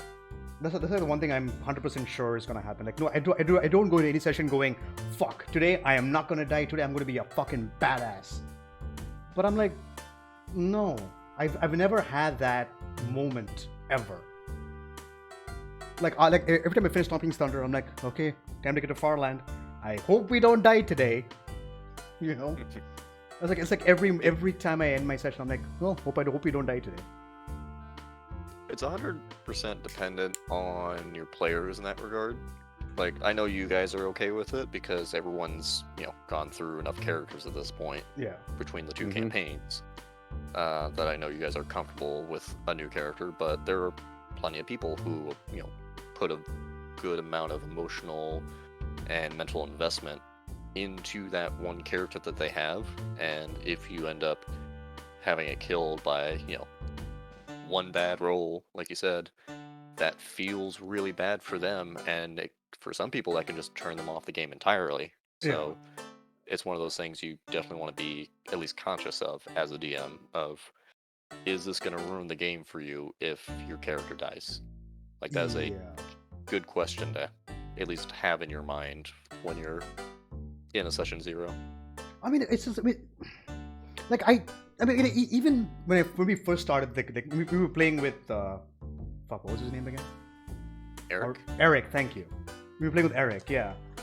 Like even then, I was like, my character could die. Like that's the way the game goes, man. Like like, it's expected. Like I don't expect to survive every single session. I could die next game. I could die next encounter. It's just like, it's never occurred to me to be like, nah, it's fine. I'll be fine. Yeah. And sorry, go ahead. No, I mean, it's just like, I'm trying to think, like, what makes you think that you won't die? Or there's no risk of your character dying? I mean, you're level 2. What the fuck are you gonna do? Yeah, especially those early levels, like the concept. That's one of the reasons why I don't really usually run levels 1 or 2 unless I'm doing with like completely new people. Yeah. And if I do that, usually the combat is going to be designed in a way that there's almost no way for you to die. Just because it's, dying level 1 sucks for everybody. Yeah. I mean, it's very easy to happen. Yeah. No, like for me, I always start people at level 2. Because at least then you have some features. Yeah. Because by then, the wizards have their subclass, druids have their subclass, monks have their key points, and warriors have their second wind. So not warriors, fighters have second wind. You have a couple more spell slots to work with. I prefer starting at level 2, mainly because it's a good place to start. Level 1 feels bad. Yeah. In the beginning. I mean, level 1 you can level up within a session.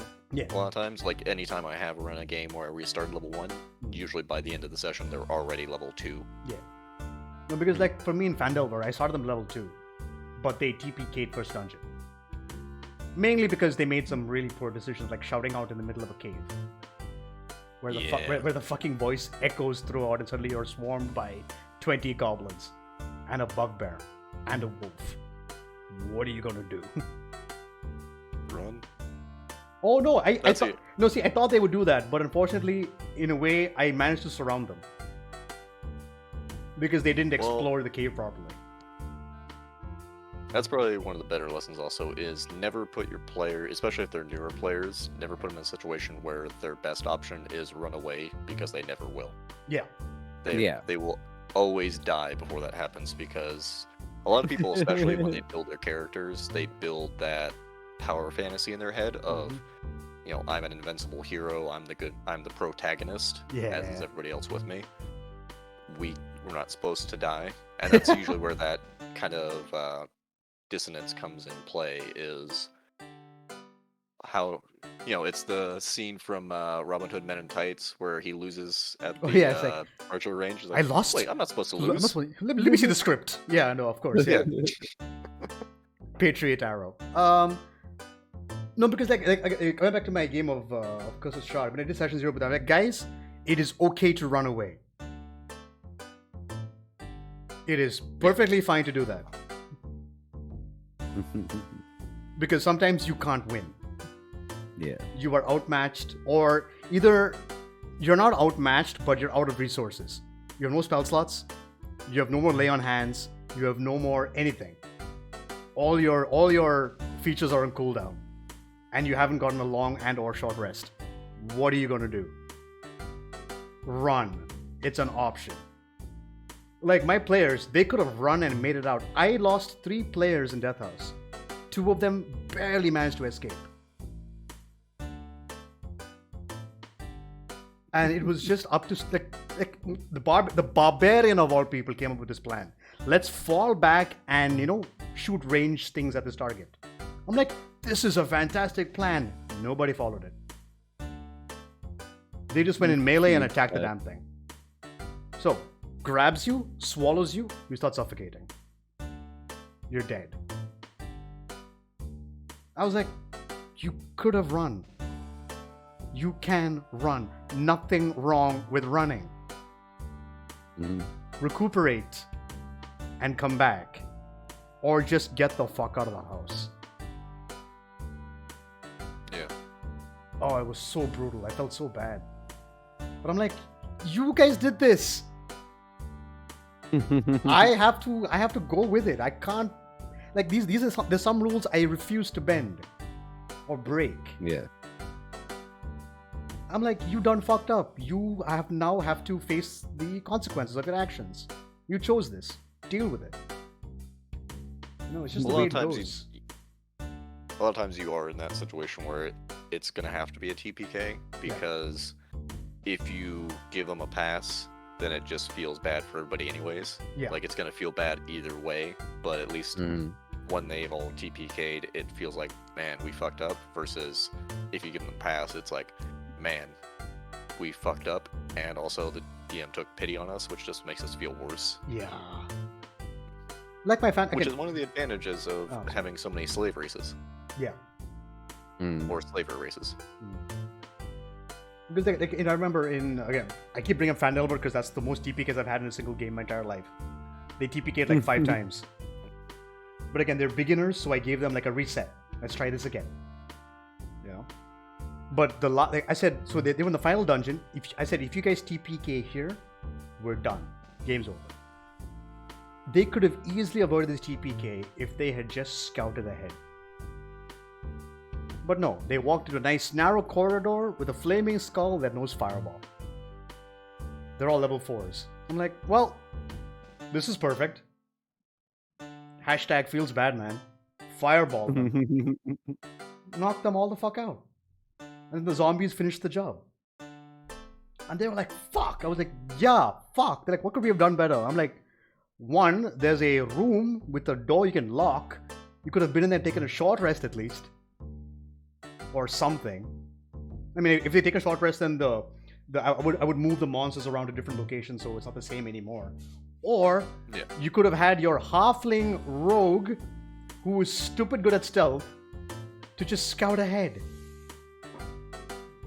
Or as a wizard, find familiar and have your familiar scout ahead. Something, anything. It's just like, think for a second. But again, remember, I understand that in the moment of play, your brain kind of shuts down a little bit. Tensions get high, people don't focus anymore. Yeah. It becomes analysis paralysis for a lot of people, and if you don't have an established kind of chain of command, or at least a designated leader of a group, then a lot of times you're going to end up in that situation. Like if there isn't anyone who is actively making plans, which the current campaign kind of has that problem a little bit of you guys will discuss plans, but no one ever says like, okay, this is what we're actually doing. Like you guys always kind of try and put it up to a vote, and then no one ever fully decides on it, and then you guys usually just end up going with, all right, let's just walk forward. Yeah. No, it's mainly because like we don't have a designated leader yet. Like we haven't picked someone to be in charge yet. Yeah. That's the main issue. How do you handle stealth as a rogue? Is he completely invisible? No. A rogue will roll stealth, and then the creatures he's trying to sneak past will roll a perception check, or they will use their passive perception to see if they see him or not. I mean, he or she or they. If their passive perception or their perception check is better than the rogue stealth, the rogue is visible. Otherwise, the rogue just manages to just go by and take a look and come back and report. That's how I handle stealth in my games. I think it's generally how you handle stealth in D&D, right? Yeah. I think so. Yeah. Yeah. That's mainly how. Stealth is one of the weirder mechanics for it because most of the time you're doing it in theater of the mind. Yeah. So Yeah. you're relying very heavily on the DM's ability to describe the situation, and a lot of times, from a player's perspective, I can't see the room. I don't know what I actually have the ability to hide behind or hide around. Even in combat, that becomes an issue with maps. We had that issue, I think, in the Seahag fight of Malachi was trying to find places to hide, and it's a 3D space, but you're looking at it from a 2D angle, so you can't say What's how tall? high is this? What's tall enough? Can I hide behind this or what? Yeah, fair enough. Yeah, so that's usually where you end up with a lot of the problems, and ultimately, it just become, like I said, it's mostly just on the DM to make sure their situation is described well. It is also on the player to understand, realistically, there's only so many places to hide. Yeah. Yeah. I can't just hide in the open. Yeah. Yeah. I still remember that Manticore fight where Shiv rolled a nat 20 on stealth, and Steve's like, I guess you bury yourself in the sand. I don't know. There's nothing to hide behind. It's just like. I was still rocked by the fact that he punched a baby in the face. Yeah. So, Yeah. I watched that. Nat 20 punch. That was something. because the thing is, manticores basically have human faces. So Yeah. I'm just imagining a baby's face on this monster body, and he just punches it straight in the nose and knocks it out. Yeah, it's a no little- lie. That's how I kept seeing it in my head. I just kept seeing a baby. I was like, shit, Clement is punching a baby. Everyone in Yeah. the group was horrified. Everyone, even that moment, I'm gonna punch the baby. There was a deafening the chaotic silence. side of me was like, this is the most amazing thing ever. But, the little more saner side of me was like, oh, not 20. Nat 20. I'm like, if that was me, I'd be like, you kill the fucking baby. You punch a hole through its face. But then Steve's like, Shiv says he's not gonna kill it. Therefore, you, I don't know, deftly knock it. I don't know. Yeah. Knocked it on. Yeah. Rules is written, you're allowed to deal non-lethal damage. Yeah. He's rolled nat 20. He's attempting to do non-lethal damage, so I Yeah. applied that. Oh man. I no. figured that would also be the moment you guys just kicked him out of the group. Oh. I was waiting for that the entire first campaign of everyone just be like, you know what, we need to take Glimmet to prison, because he's obviously a danger to himself and others. Here's the thing. Glimmet is without question the most powerful character in our party. I don't think we could stop him even if we wanted to. Yeah, he narrowly avoided just being dropped 50 or so feet from the air and then getting torn apart by the Manticore as he went down. Yeah. So, Yeah, that was insane. It was ridiculous. I'm like, holy shit. His plot armor is stupid. yeah. He just got insanely lucky in the right circumstances, except for a few instances where it worked out pretty poorly. Yeah. But oh my god, even at that point in time, we were what, level 5? No, 6. Level 5, 6? 6 or 7, somewhere Yeah. in there, I think. I'm like, yeah, there's no way we're stopping Limit. There's absolutely no chance of stopping this guy.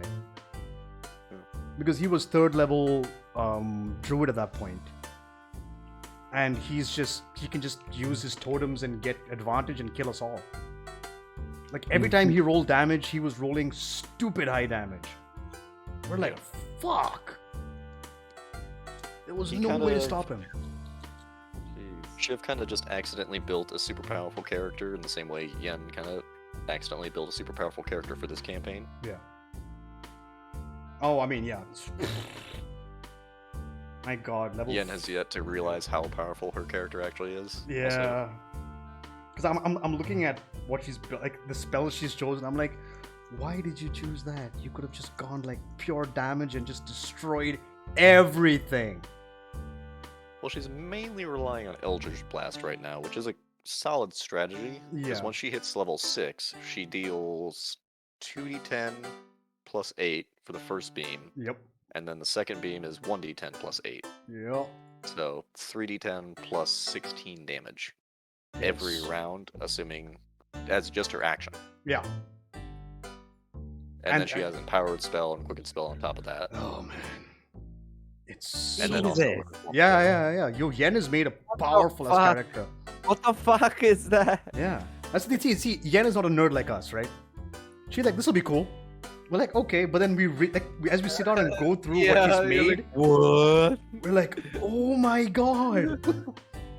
well, she and I approached the game kind of the same way, which is roleplay first, mechanics second. And when she initially pitched the character to me, she had basically the only thing she said was, I want to be a warlock, and I want to have a patron that I don't know. I was like, okay. And she wanted to go with the undead or like something undead, and the undead warlock had just come out. So I was like, okay, well, ones that would kind of make sense for it would be either Shadow Sorcerer, or we could go, since you want to have a pseudo dragon as your familiar, we could go Draconic Sorcerer. Yeah. I was like, okay, we'll go Draconic Sorcerer. That sounds fun.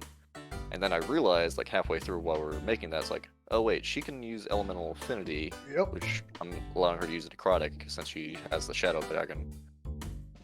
And also she has Agonizing Blast. Yeah. So, Ooh.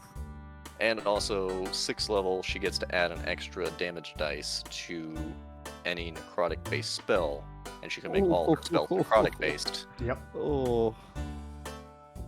Yen is ridiculous. Like mechanically speaking, her class is just what she's chosen is stupidly powerful. Like I would have gone for it if she hadn't. Mhm. It's ridiculous. In my group, there was a priest with an AC 18 that was so bullshit as no one ever hit him. Don't have me as your DM because no matter how high your AC is, I'll still hit you. My players can attest to this. Yeah. This is true. When I And at a roll, certain point also, you just start using saving throws also. yeah. I mean, it's also the fact that Steve has critted us more than he ever has in campaign 1. He has crit us more times in campaign 2 than I can even count. He's like, hey, natural 20. We're like, fuck!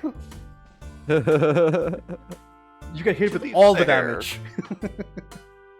Now, most of those came, I think, in the Kruthic fights, and that's mainly because they have pack tactics, and you guys just ran straight into them. So it's like, alright, well there's like 6 of them surrounding you right now, and they all have pack tactics, so I'm rolling all of these at advantage. Mm-hmm. I mean, so okay, as a DM, I would say this, right? Don't outright kill your players, but give them a challenge. Don't let them get away with anything, right? Because after a point, battles become arbitrary. It becomes so like, yeah, fuck it, we win, cool. I'm gonna move on to something else. Because remember that happened in Sans Gate. I remember we were in the desert and we fought a bunch of kobolds. Scorpions. And some kobolds, I think. It came to a point where both you and Shiv just walked off to go talk to somebody while we're in the middle of a fight. And I'm just like, this battle's become extremely arbitrary. Like, what's the point of this fight? When we're just one-shotting everything. Challenge your players, but don't make it so that they struggle, but make it a challenge for them. Otherwise, what's the point? Knowing when to have the enemies retreat also is good for that reason. Is like, realistically, they aren't going to do anything else to you here. They aren't gaining anything from fighting you at this point. It doesn't really make sense for them to fight you, so they use their actions to dash and run away. Yeah. It's like simple as that. Although like, with Ethan and Shiv, you guys, they'll still like chase enemies down for no reason. So I mean, Shiv, I get it because he just wants to be psychotic. Ethan's just an idiot.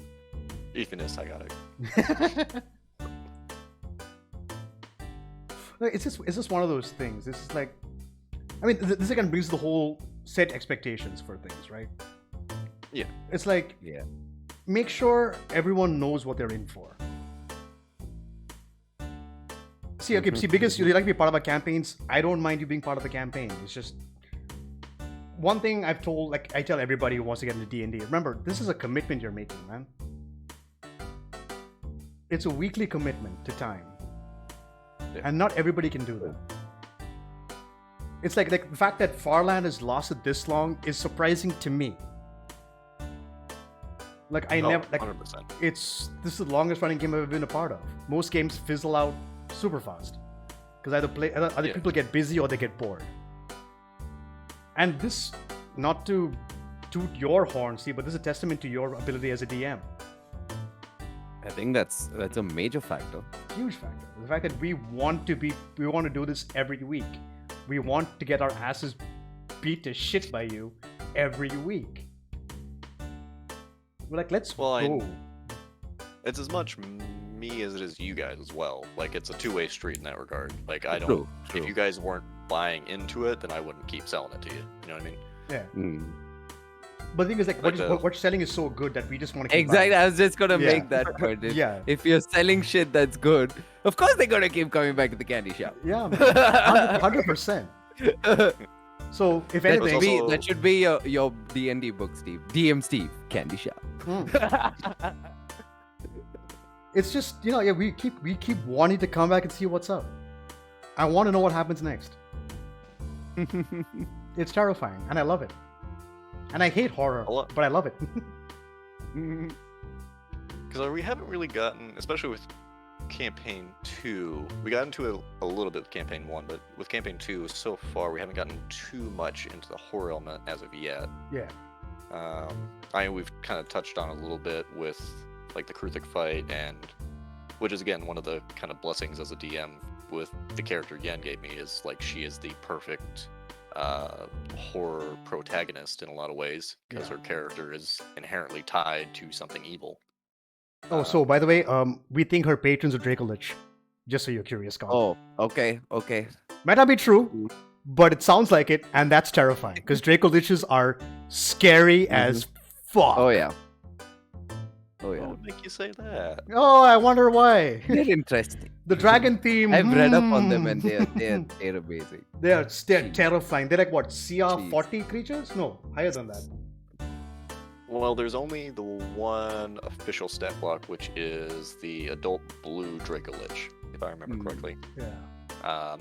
And you know me, I do not limit myself to what's in the book. Of course. Who doesn't like a good story with both the players and DM made together? That's the thing. The DM doesn't make the story. The DM sets the tone. The players tell the story. Yeah. Yeah, absolutely. I always think of it in terms of like putting on a play, and you are just doing the set. You're doing basically everything around. Like you're kind of the director, and you're kind of the stage manager. You're the stage manager, and but the actors and the writers are the players. Yeah. True. You guys tell the story. We just let you do what you want to do. We just make sure you stay on the straight and narrow, so to speak. Yeah. But you guys tell the story. We don't. Yeah. I mean, there is like rewriting elements there, but yeah. I mean, like even modules, for example. Like there is a, like I say, Act 1, 2, 3. It's there. Like the structure of the story exists, but the players are the ones who make it move forward. Yeah, how each player, or each party goes through a module, it's totally different. 100%. Yeah. Decisions they make. Changes Yeah. everything. No module is always the same. Like, I mean, this module is the same, but the playthrough is always different. And the stories that come out of them are so different. So different. It's like our party, like Purgatory can be like, yeah, we kicked ass in Death House. But your new party, they're like, yeah, we all died. Yeah. It was the worst thing ever. Yeah. Again, bad decision. Just some poor decision making. Or lack of decision making, let's put it that way. Yeah. I mean, we ran out of freaking, what was that village? Vallaki. Yeah, Vallaki village. Yeah. Who knows what this party would end up doing? Yeah. I mean, you guys done fucked up, so that's different. Hey, they be doing unholy shit. True. There was some nasty shit happening in that place, without Okay. question. I mean, no question. There's some They're really nasty. some really questionable things were happening there. And moreover, my character, a man who's already dealing with his own past trauma, he has to deal with current trauma, Yeah, which is some nasty shit. that was Conrad's first player death. Yeah. That was my first character, like, going through emotional crisis. Like, what do we do here? What are we doing in this place? I mean, see, Steve, honestly, like the easiest thing for him to survive was action disengage. If he had done that, he would have survived. In the moment, it But was... yeah, in the moment, it wasn't happening. Yeah. And I can't tell him to do that because that's metagaming. I can't do that. So after he died I was like, why did you just use action disengage? He's like, fuck! Yeah. I didn't think of that. Because in his head, it was like, okay, take the attention off the others. Then run. So he shouted, run. Yeah. And they all Yeah. ran. Without question, they all Yeah. ran. But he could have survived that fight too. And we had so many plans for the character as well. But then unceremoniously was, destroyed by a bunch of vampires. Yeah. But man, it's stuff like that I really, it's moments like those that I live for. Yeah. Like, I've lost so many characters now, that too in such a short span of my time in D&D. Imagine now, over the years, I don't know how many I'm going to collect. Wait, I'll keep a tab, definitely. I'll have a book made one day. The collections of all my dead characters. And how they But- died, yeah. Yeah, but it doesn't stop me from, like, making another character. Like Steve was saying that point earlier, like, it shouldn't affect a person in the other way, though, where they just get fed up with the game. Where, man, fuck it, if all my characters are gonna keep dying before I get to do cool shit, I'm done with this shit. Yeah. For me, it's now become more of, okay, it's become a sense of reality now. The game has reality to it. Like, it's got a bigger element of death. So I take that element seriously with all my characters. So I try to survive with them as much as possible. Yeah. I mean, I Yeah. have so many character ideas in my head. But at the same time, I want my current character to live as Okay. long as possible. Yeah. Because this first character I made, I'm like, I want them to grow. I want them to get better. I want them to do cool shit. Yeah. I want to do the 5-finger death punch as a monk. I want to do that shit. It's so fucking Yeah. cool. But it's level 17. But still, if I ever get there, I want to do that shit. I want to go touch you, you're dead. Like I would love to do that. Yeah. But it's just like shit happens, man. Be ready to lose your Can't help characters. Yeah. Be ready to lose them. Yeah. Be ready to lose them. Doesn't mean don't love them. Like, Yeah. fucking protect them. But always remember the element of death actually plays in the game. Yeah, like Yeah. play like you do not want to die. Yeah. Don't just instantly give up. Yeah. Fight till the end. Because the other thing also is the fact that like what happened to us in Farland in campaign 1, all of us went through so many characters. It became difficult to continue the current quote unquote story with new with new characters coming in. They're like, what's their motivation to even be part of this situation? Yeah. It was one of the reasons why Yeah. Steve stopped the campaign. It's like, guys, it's come to a point where I don't see any reason for any new players to come in and go, yeah, I'm going to join this group. It makes no Yeah. sense, right? Which is why we ended it. That and part of the group it became just too complicated because part of the group was on the run still. Yeah.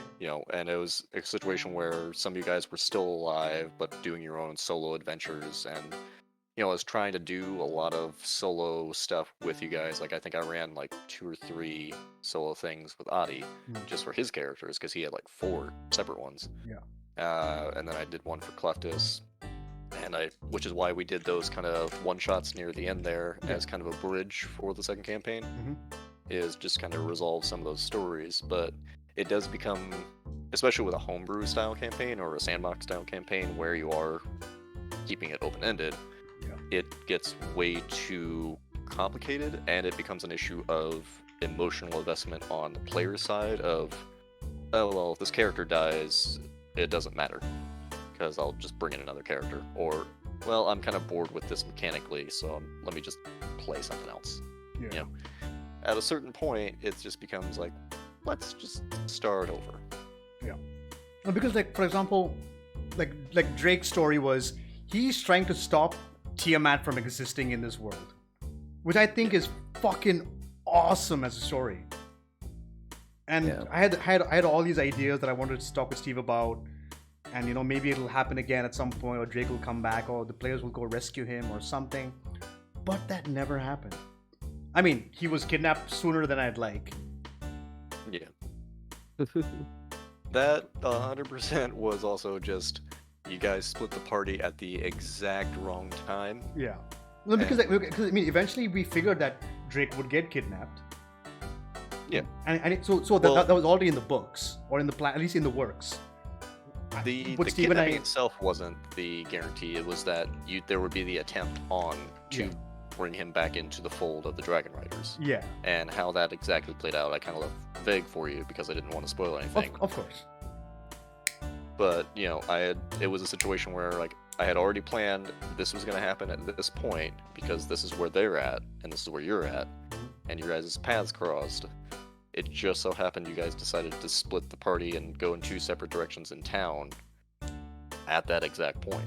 I mean, it was So the scene was comedic because think of it as a movie. Cleftus and I up against a bunch of Dragonborn monks. Fucking Annie and Creek are at a church with Ida trying to get like holy water made, and Glimit's busy trying to get something made in the. It just keeps cutting from scene to scene to scene to scene to scene. We want holy water. You can make holy water. Fuck. Do you have an acorn that I can buy? And to me going, Cleftus, run, you motherfucker, you're gonna die. Just the visual of it was hilarious. Just this epic kung fu fight going on as Drake's trying to save his friend Cleftus. Meanwhile, Limit's off in the distance just shopping for an acorn. And Annie and Creek are figuring out their abilities. Yeah. They're at a church, wanted to buy holy water when they can make it with a spell slot. Yeah. It was just absolutely, from a visual standpoint, hilarious as fuck. But that moment, it was amazing. I was like, fuck, yes, finally Drake's story can move forward. And all that stuff happened. And then Limit's confusion with the Doc and ducks, that was too funny as well. And he's like, Clement, we're at the docks. The ducks? He walks to the pond and sees a couple of ducks and gives them cheese. Yeah. While they're all freaking out about getting a boat to go chase after me. So it Worked out great as a DM for me because like there was the question of like, could they realistically catch up in time to this other boat? And the delay that Limit gave was just enough for me to be like, yeah, there's no realistic way you're going to catch this boat moving at full speed when you're going to spend an hour just trying to convince somebody to take you on a boat. Yeah. Like it's the scene like you see in all the movies where it's like, follow that cab. Except you have to wait an hour there for all the people to get on the cab, basically, to start forward. Yeah. No, it was amazing. And like, I really wanted his story to come to life, which is why my wizard backup was supposed to tie in to the situation with Drake. But that never manifested because we went off on a different trip altogether, and it's just Drake kind of got left to the wayside, even though I really wanted to bring him back into the game. We did do the one shot, which kind of tied up some loose ends there, Sure. and we kind of did a bit of a denouement with Leanne in that regard, which overall I would say turned out well for both characters, I would say. Yeah, but then we never got to sort out the Tiamat situation. No, I mean, realistically, there was never going to be like a full, like, you defeat Tiamat situation. It would be like, you stop the cult from bringing her back for now.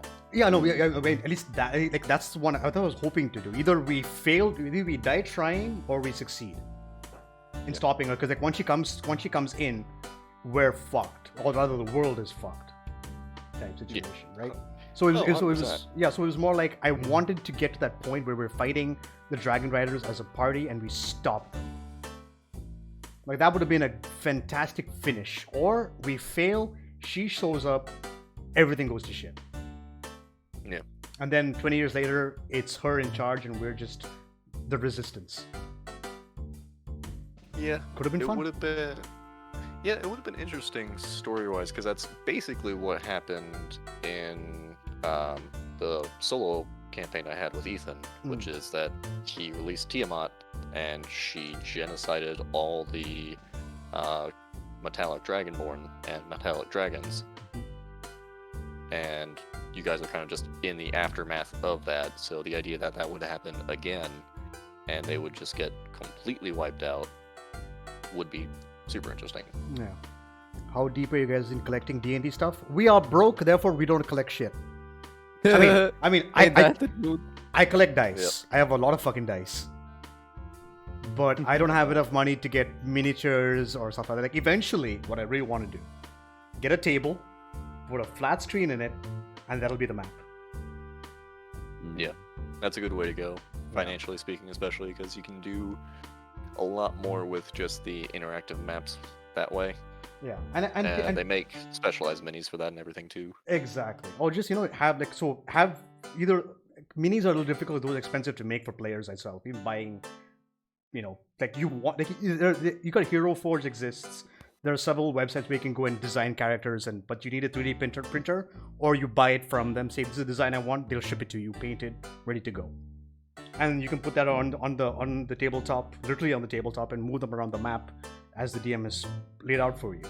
Like, that's what I would love to have in the end. Like, have a dedicated room just for my D&D, so friends can come over, bring a beer, bring whatever you want, sit, let's play. Like, that's my dream at this point in time, is to run like a solid fucking tabletop game with everybody in person. Because remember the IRL session I did with Khan and the boys, that was so much fun. Yeah. 6 hours we played. It was so cool.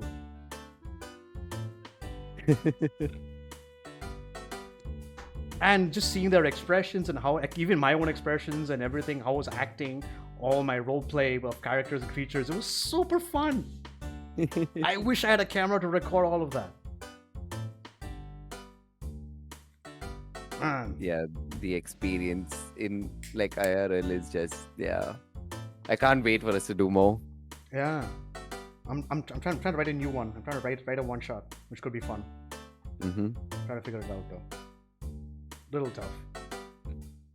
But oh my god, we've been talking for 2 hours. And 20 minutes. I just saw Jesus. that as well. Yeah, we've been on for a long time. Okay, guys, this podcast has gone on longer than I thought it would, and we just a small chunk of it was talking about multiclass. The rest of it was just discussing D&D in general. So I apologize if you're looking for good information. Those of you who've asked questions in chat, I hope we answered your questions. I really hope we did. I hope we helped you out with There's your only campaigns. so many things you can really talk about with multiclassing anyways, True. True. There's a limitation to that. Yeah. But yeah, no, it's always. I mean, I'm glad people in chat are learning something. Like Saving Throw, thank you so much for asking your questions, and I hope you were informative. And again, if you guys have any more questions, feel free to message me or Khan. Unfortunately, Steve has no social media, but the two of us do. House of Grim for me, Connorboy24 for Conrad. Message either of us. We're more than happy. Those are Instagram handles, by the way. We're more than happy to answer any questions you guys might have. Like I was saying, we do this podcast every Friday. So always free to drop by and ask questions or just watch the fun. We also run. I run a game on Saturdays. Steve runs a game on Saturdays. So does Conrad. So you can tune into either Conrad or my Twitch, because we stream those games for everyone to watch. So you can tune in and watch and enjoy the games for yourselves. Anything else we need to discuss? Oh yeah, of course. The beautiful art you see on splash screen right now is by our very own friend Priscilla Dillon. You can check out her work on Instagram at Prissy Dilly. You can message her for character art or just general art for anything you wish. Like I was saying, she's a phenomenal artist. She's really good. She's very good. Like, she made some amazing branding for my Twitch channel. I love her to death. She's amazing. I'm also trying to get her to make some art for Farland as well. So Nice. I have some ideas for that. At least facial, like at least bust images, just our faces, Mhm. and try and make that That's cool. happen. Because full body, 5 people, kind of expensive to work out. So I figured just faces alone would be interesting. Hmm. Yeah. But yeah, I think that's everything. Anything else you guys want to plug anything or talk about anything or? Man, it's just been fun picking Steve's brain. Yeah, 2 hours of it. yeah. I mean, like, next Let me thing. know. Yeah, like anytime you're free, Steve, feel free to drop by. Honestly, Yeah. it's always fun to have you here. Like I always tell everybody, this dude is why I DM. It's because of Steve that I DM. Nobody else. So, all the respect and love to you, buddy. Thank you. Yeah, just let me know whenever you guys are doing it. I'll be happy to stop by. Yeah, hell yeah. Sweet. It's always good to have someone who's smarter than us be part of something Yes. like this. As you can see, the dice roll, not one, baby. Not one way. I never fail. At least Yeah. I never fail. I failed a couple of times. I get you. I feel you. And Steve just goes, "Well, you're a dumbass now." But yeah, so thank you guys all so much for watching. Like I was saying, every Friday we do this. And feel free to drop by, ask questions. We're always willing to answer any questions and help you guys with anything you need. If it's beyond our scope, we will, of course, point you to other people. Like Matt Colville. You can check out his stuff on YouTube. That dude is insane and his voice is like butter. Whenever he talks, Yep. I just, my God, I fall in love. Yeah, 100%. If you're looking for information on DMing in general, Matt Colville is like the best source of information. He's so good. He is amazing. Saving Row, thank you so much for being part of this stream, man. Like I was saying, drop by anytime. Seriously. Anybody in chat, feel free to drop by. We're more than happy to have anybody here. The more people playing Dungeons and Dragons, the happier the world is. But Oh, yeah. I think that's everything from us. So thank you guys all for tuning in. And we'll catch you all next week. So from all of us to you guys, roll for initiative. And we'll see you guys then. Peace out.